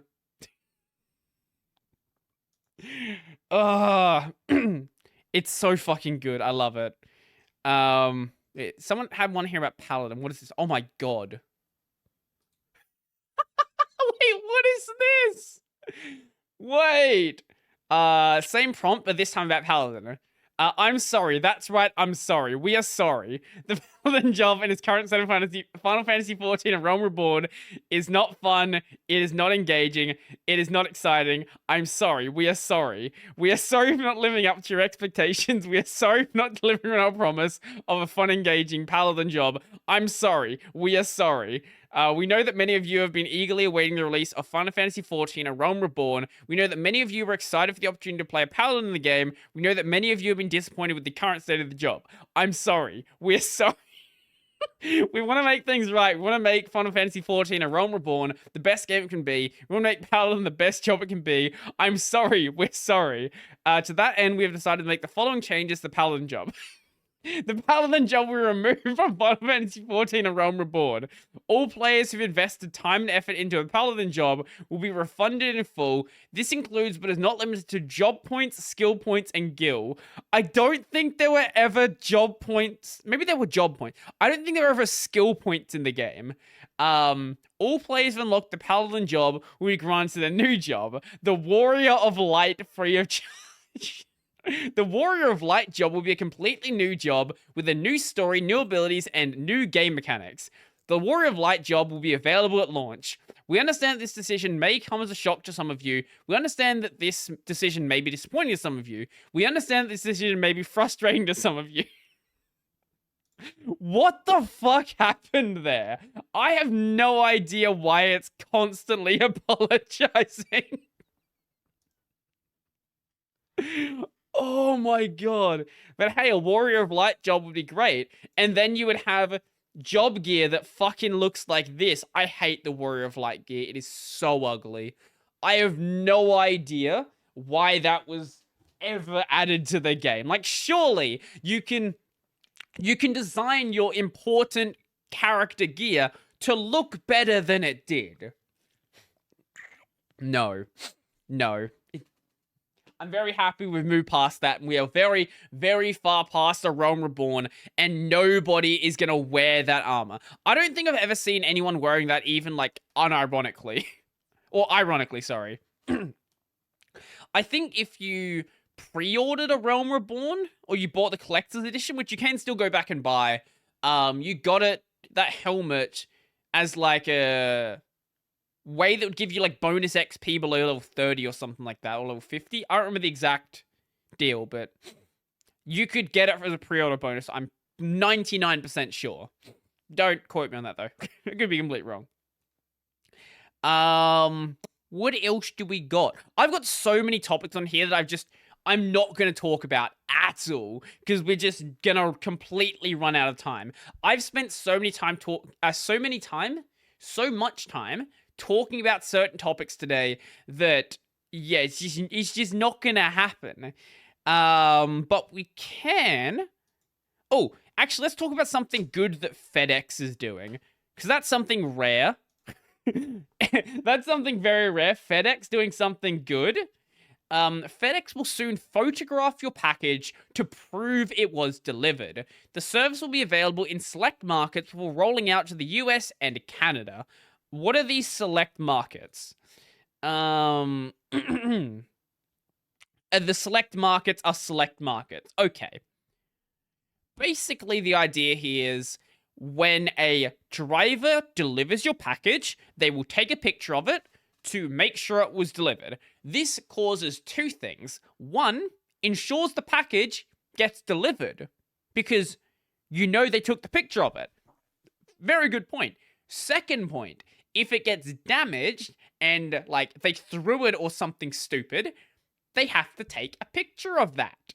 So they could always like fiddle around with it to hide that damage, but it definitely should limit the amount of people that are being stupid with packages. And hopefully it also means, like, one thing I won't address, I'd like to address this, but hopefully it would address packages being put places where they probably shouldn't. Like, I think I've mentioned this, but when I ordered my microphone, this guy, the Shure SM7B,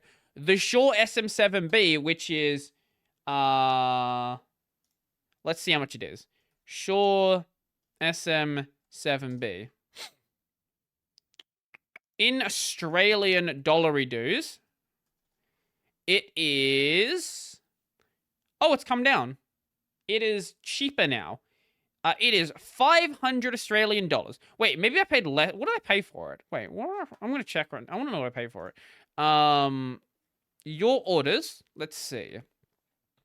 I feel like I paid more, but I could be wrong. It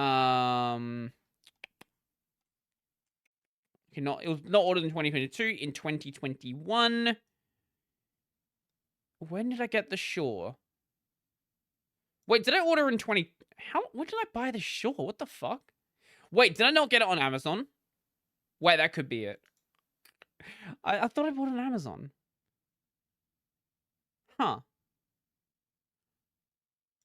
Wait, no, I did buy it on Amazon. What? What? Wait. No, I did. It's just not showing me the order there. I paid like $80 more. Okay. Like not that much more, but it is certainly more. I will have to make sure I claim that on my taxes this year. Yeah. But yeah, when I bought a $600 microphone, now it's $500, they left it on my fucking doorstep. Like, not under anything, not off to the side where someone isn't going to see it. On my fucking doorstep. And they didn't send me a message to tell me it was there. So it sat there all day. And that's not the first time I've had shit like that happen. Like when I bought my monitor, actually, which is very clearly a monitor. It is in a monitor box, just on my doorstep. I bought like other expensive shit on my doorstep. Stop putting shit on my fucking doorstep. Like, companies, if you're going to send me stuff, make sure you put on the delivery note, send it to a post office if no one is there to collect it, because it's very expensive. Like, stop it. Just stop putting expensive stuff in places where people can steal it. I feel like my camera was like that as well. Like, it's just on my doorstep. Stop doing that. I don't like it. But at least they're not throwing my camera around. I'll give it that. At least they didn't throw my camera. They could certainly do a better job, but they could definitely do a much worse job. Let's... Ooh. So, this I brought up the other week. Been like, hey, Dragon's Dogma, there's a 10th anniversary announcement thingy. And hey, wouldn't it be cool if there's a second game? Well, there's a second game. So, Dragon's Dogma 2 finally announced. This was announced 12 days ago. Most of this is worthless.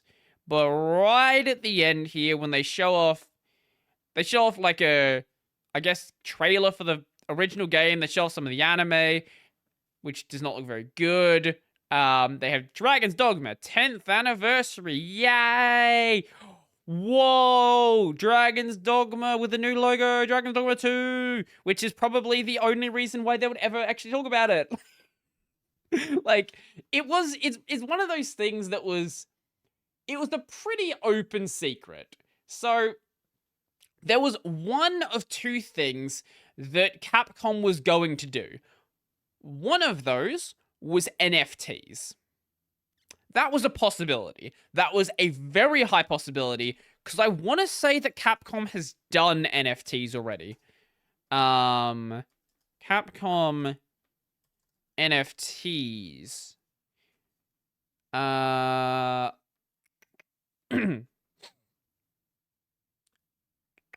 Okay, wait, is this Street Fighter? Okay, wait, someone made... Oh my fucking god. You're a crazy person. I felt like they did do NFTs, maybe not.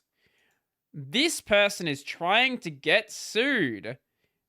Street Fighter NFT, Capcom NFT. Wait, is this not related at all to Capcom? Has someone just made Street Fighter NFTs? Okay, this is clearly like an art project. Are you... Okay, no. Okay, Street Fighter 6 does have NFTs. Okay, sure. Okay. There is Street Fighter 6 NFTs. Okay, for a second, I thought that some, like, crazy person was trying to fucking ruin their life. It was either going to be NFTs or it was going to be a second game, because this game has been dead for 10 years. There have been, like, re-releases, there was an anime, and that's pretty much it. But I'm very excited now to see if it's at all going to exist, firstly, and, yeah. That's sort of the major one. At all going to exist and at all going to be good. But you know what this also means? Once again, it gives more credence to the Nvidia games leak. Nvidia game... GeForce Now leak. GeForce Now game leak. Back when this happened in April of 2022. And the more time passes, the more accurate this leak becomes. I think we're basically at the point now where this leak is entirely real. And some of the games on this list have already come out, like, this, like, SMT5 was on that list, which obviously is very much out. But one of the games on here was Dragon's Dogma 2, which was really weird. Like, why would Dragon's Dogma 2 be there? Monster Hunter 6 was never surprising. Resident Evil 4 Remake, that's another one. Resident Evil 4 Remake recently got announced with, the Games Expo that happened a few weeks back. So, basically, I am fully convinced this entire list is real at this point. Like, there's no reason to believe this list isn't, like, 100% real. Maybe, like, some things have been exaggerated and some projects might get cancelled. But, yeah. Yeah, like Mirror's Edge RTX. So apparently, the devs behind Mirror's Edge, what are their names? I forgot the company. My brain keeps trying to say Blizzard, but that's not right. It's definitely not right. Starts DICE. Why did I say why was my brain thinking Blizzard? I don't know. But DICE is focusing on Battlefield now. So it's very possible the project got cancelled. And that's what's probably going to happen with any of the games that don't show up. Like, just because they are on this list doesn't necessarily mean that they are going to exist. Because you can always, not... at any point you can always do that. But, yeah. I, for one, am very interested to see if Dragon's Dogma 2 is good. I hope that Capcom doesn't ruin it, but it's Capcom, and they very well might. So, fill it with NFTs, fill it with microtransactions, just make it a terrible game. Keep in mind that Dragon's Dogma 1 came out 10 years ago, and 10 years ago, we were only in the early stages of DLC and microtransactions. Single-player games back then didn't have microtransactions. They might have had some DLC, but that's about as far as it went. Nowadays, though, that's not as much of a given. Yeah. Definitely not as much of a given. What we got? Talked about that one. Talked about... Oh, you know what? Why is this not working? I need to fix this. Actually, no, we'll not. We'll talk the words. Actually, we'll talk about the Linux thing that happened. So, there's been a project to get Rust into the Linux kernel for quite a while now. And I think for like a year or so. But it's been a question of when it was going to happen. It's been a work in progress. When it first came out, it was just not ready. It was literally broken. So Rust is a broken language. It had things where, like, if you ran out of memory, it would just panic and say out of memory, which is not what it should do. And you should never have a system language that just crashes the system because you ran out of memory. So that's a problem. The things like that have been addressed, and with the most recent version of the patch set, which is version 7, pretty much the only things that aren't ready with it are there's some like documentation stuff that needs to be addressed. Like the documentation style is slightly off, and there are some extra words that don't really need to be there. There's a little couple of logic errors which still need to be addressed, but it's in a much better state. And because of that, it's probably going to make its way into kernel 5.20. So over at the Open Source Summit 2022 in Austin, Texas, Linus Torvalds? Why did you take the S of his name? Linus Torvalds was talking to Dirk Hondel, who is working at Cardano now. And basically talking about this project and talking about the future of the kernel. And Linus said it's not gonna happen straight away, but probably gonna make its way into 5.20. Because straight away would be 5.19, and 5.19 is probably 3 or 4 weeks away. 5.20 on the other hand is closer to October, November. And that gives you a lot more time to to actually make sure it's ready to be there. It doesn't mean that it's going to be in the kernel forever. 25 years ago, back when C++ was being tested, I think it survived in the kernel for 2 weeks. And then Linus was like, I don't like C++, and removed it. And then we never heard from C++ again. That could very well happen with Rust. But Linus is entirely willing to try this out to see if it's going to be good. If it is, then going forward, we're going to see Rust being not necessarily a major language in the kernel. It's going to take a lot of time for it to build up with drivers and stuff being written in Rust and different subsystems being written in Rust. But we're going to see Rust over time become a major language in the kernel.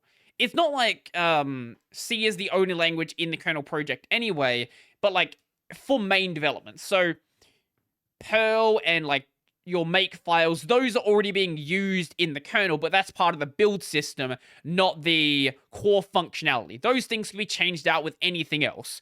But bringing Rust into the core functionality, actually interacting with hardware directly, it's going to be, or I guess with drivers interact with hardware, but you could write the drivers in Rust as well. It's going to be very, very interesting to see what happens. The only concern that I really have with it is I know Rust has issues on older hardware. I'm not certain on the full details, but my understanding is that you can't really compile Rust on a lot of older systems prior to, I want to say prior to like one of the later Pentiums, which is really old at this point. But one of the nice things about Linux is you can go and put it back on older hardware. In those cases, you could always just go and run one of the older kernels and sort of be done with that. I'm not a Rust guy, but I'm still very interested to see how it actually goes down. This article is good as is, but could be better if someone with a good understanding of Rust and its runtime were consulted. Rust is a great language that has built-in guards against creating memory leaks and other issues that could lead to an exploitable vulnerability, but the necessary runtime makes it unsuitable for such development. What? Wait, what? Wait, what? Rust is a great language that has built-in guards against creating memory leaks and other issues that could lead to an exploitable vulnerability, but the necessary runtime makes it unsuitable for such development. What? I don't know what that... Wait, so you're saying it's made like this, but it's not made like this? I'm very confused. But this article would be better if someone... I believe this article would be better if someone more familiar with Rust could have commented on how kernel development could be done in Rust while keeping the performance of C/C++. Oh, you're saying the runtime that deals with those problems makes it unsuitable for kernel development. It's literally a systems language. Like I said, I'm not a Rust guy. I'm sure this guy is pointing out something that makes sense.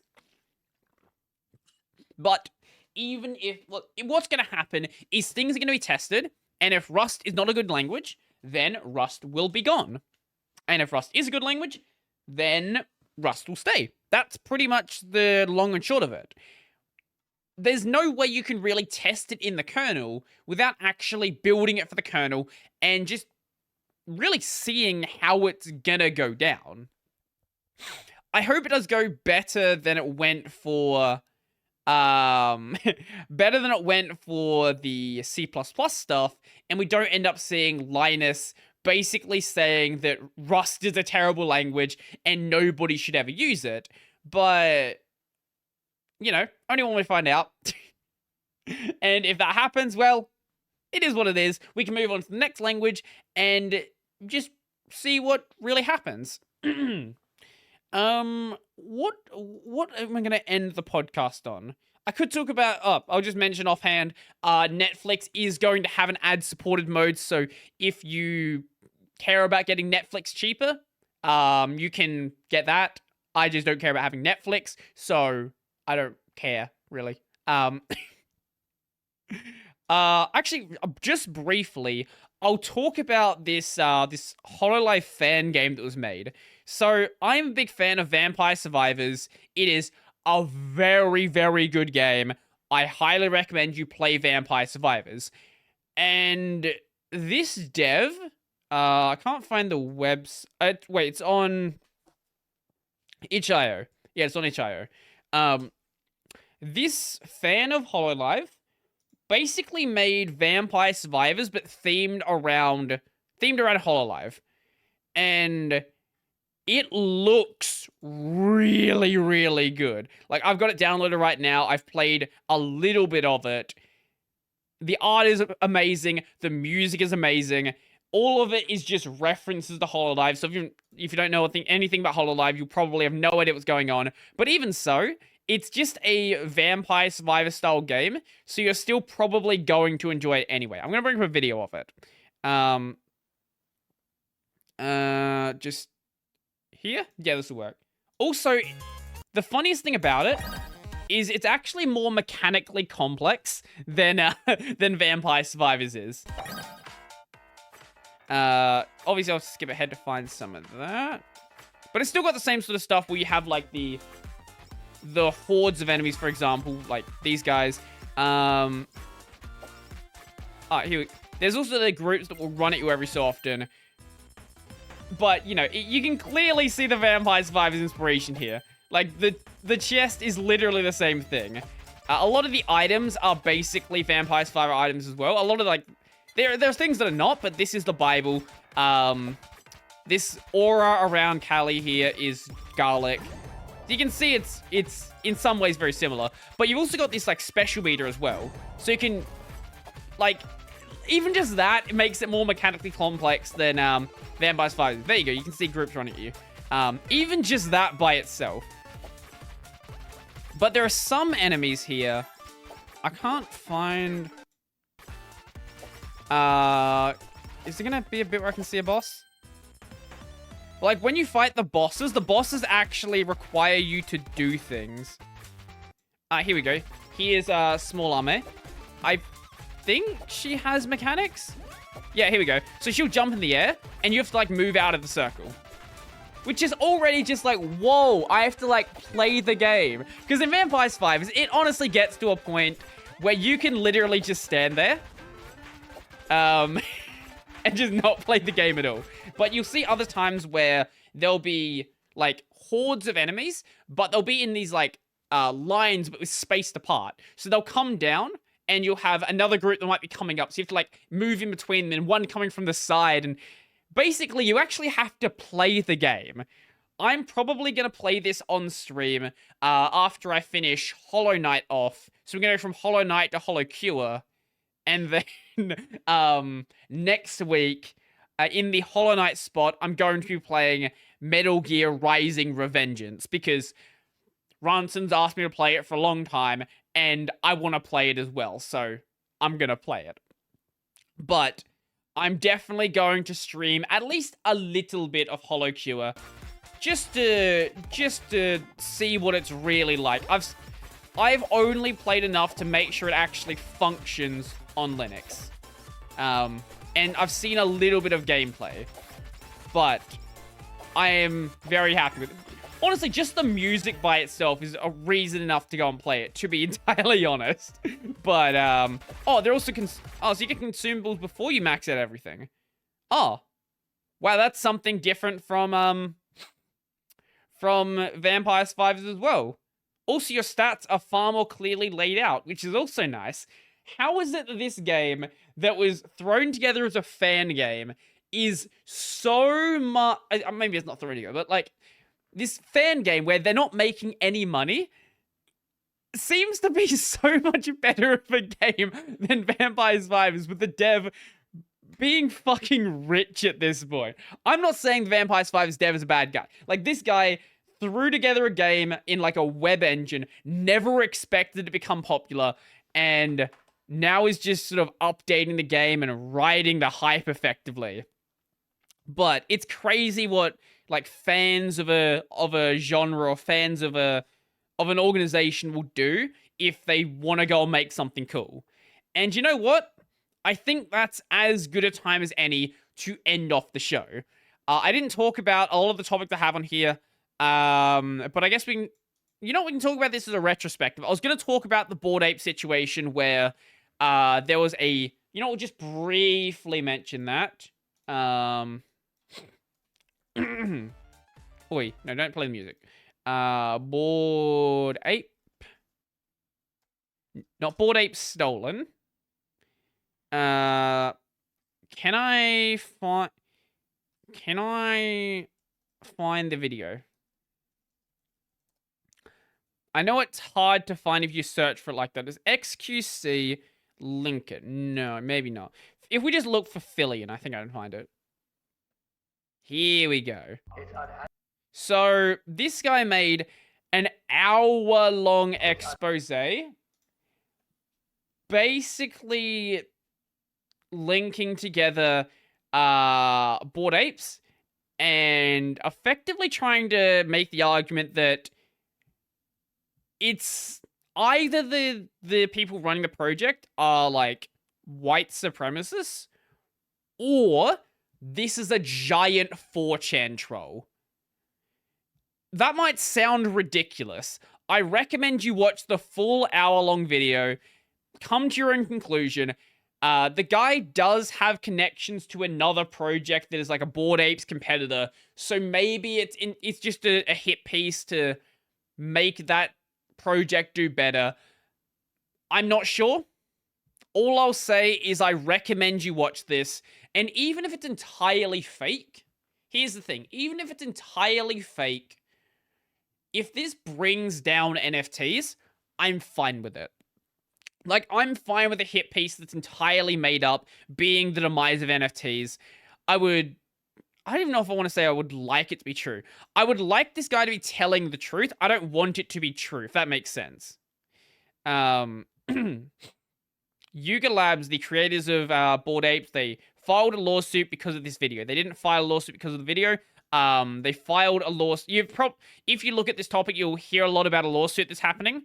And a lot of people are saying it's because of this video. The lawsuit is because of the article this video was based on by a separate guy called Ryder Rips. This guy did his own research, linked to that article. He is connected to Ryder Rips. That's the guy who owns the competitor's project. That's why it's also weird. Like, the guy who's sort of the main source behind all of this and like the main write-up about this also runs a project that competes with Bored Apes. So it's really weird. That doesn't necessarily mean it's a lie, but it does lead some credence to the people that are saying it's a lie. But if it makes people think that NFTs are potentially really unstable to get involved in, I'm fine with it, to be honest. Anyway, I'm going to end off now. So if you like the podcast, I'm going to go and like it. If you really like it, go check out my Patreon. I think it's like down below. It should be. If it's not, I'll go and update that at some point.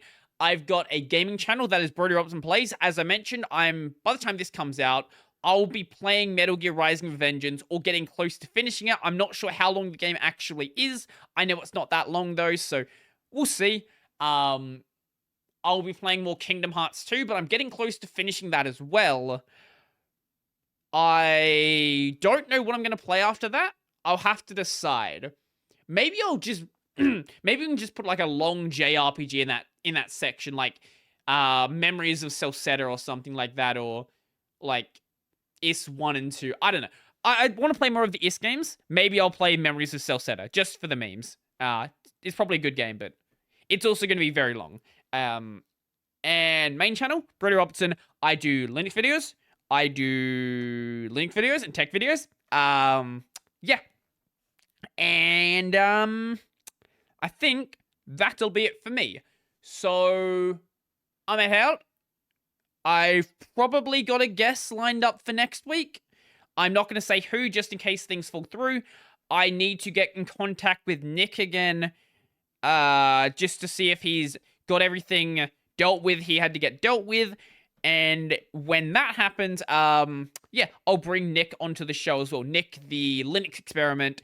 And, yeah, I've got some more people I want to contact as well. They're probably going to be fun episodes. So until that happens, I'm going to go. I've got some videos to edit, some things to upload, things like that. And that's going to be it. So I'm out.